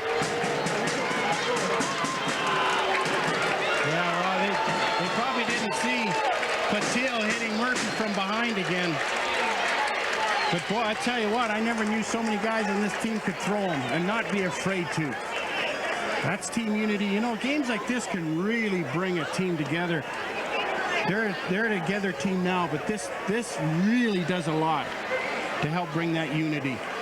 Well, John Stevens looking at the scoreboard, a small smile comes to his face. I love it. There's no time on the clock, but the announcement came from the penalty timekeeper area that there was about 10 seconds left in the game when Murphy threw down the gloves. John Paddock looks on as well. They may just say there's no time left and the game was over. I mean, there's no way to dispute it. There's no time on the clock. And this is really going to be up to the final call of Gordon Dwyer. I'll tell you what, you want to make sure one team leaves the ice first before other guys come out of the penalty box. And now it looks like they have released everyone from the penalty box, and congratulatory hugs for Ray Emery, who will get the win in goal. And it looks like it's going to be a 5-1 final for Binghamton over Philadelphia in a fight-filled game here in the AHL on CN8. But you know what? You really got to be careful that you usher everybody out so nothing else happens. Well, that's it. Looks like Binghamton's left the ice other than Kelly. Probably going to discuss the league. They're going to have a lot of fun with this one to figure this one out. Unbelievable. And you got John Paddock there on your left. He's got a big smile on his face. And Hamel just hanging around. Mike Busniak, he's a tough player in his day. He didn't mind any of that. Absolutely. But it looks like they're still talking to the. Looks like Dwyer's still talking to John Stevens over at the Phantom bench. But this is going to be interesting. Oh, it could be a long read this report the referee's got to submit. I believe there is 8 seconds to go. Now, what is, to my best estimation, Gordon Dwyer is probably telling both coaches that's it, because you'd have nobody left to finish the game. Well, there really isn't. 2 of the Phantoms would have been tossed, so that would have made 3 left. But, you know, of course, the guys coming out of the penalty box, so it'd be interesting. It'd be interesting in their conversation, and they're looking to see what to do. It looks like they're discussing if they're just going to call the game, or are they going to. It kind of looked like John Stevens says, hey, what do they want to do? Well, the referee is still conversing with both head coaches. As John Paddock now talks things over with Gordon Dwyer. And Dwyer now comes back to John Stevens. This is like a ping pong match. Okay. It's almost like one coach asking the other, what do you want to do? And now you have Keith Jones hanging up the phone. Nope. He's not sure yet either. He's changing his dinner reservations too. I think so. Honey, I'm going to be a little late. It looks like they're still hanging around. They haven't brought the Zamboni out or anything. Well, usually the first people to leave are the officials. Yes. They're still on the ice. They are, and maybe they're conversing with the league to see what it looks like. Well, let's get the final word from Keith Jones tonight. Shots on the third period, Phantoms 10, in total 22. Binghamton had 6 for a game total of 26. And I guess ladies and gentlemen, tonight's 3 stars. That's it. All right, so he does the 3 stars, and the game is officially over. Third star tonight for Binghamton, number 6, Andy Hedlund. Andy Hedlund got a start. Hedlund got a start tonight. Second star for Binghamton, number 17, Denny Hamel. And Denny Hamel got one of the second star tonight. 21, Josh Langfeld gets the 3rd star for the power play goal of tonight's game. Well, this has been a fun-filled effort, and I want to thank everyone on the CN8 staff for hanging around for this one. We did have some scoring tonight, oh. Yes, we did, and we had some excitement. Oh, no doubt about it. In a penalty-filled game, this one won't be remembered for the 5-1 score. It will be remembered for the fights that transpired in the third period that took over an hour to play, with Neil Little and company joining the fray as it was fight night Sunday night here at the Wachovia Spectrum in Philadelphia. Penalty minutes abound. The game ended with hardly anyone on the ice tonight. It was that kind of game when things kind of went out the door in period number 3. Now for our director, John Anderson, for our producer, Ken Henderson, for Bob Lampinen, who was here tonight, for Oris Kinderchuk, and a cast of thousands. I'm Mick Moningham. Thanks for joining us this time around on CN8. Your final once again, Binghamton 5, Philadelphia 1. Yeah, happy holidays, everybody.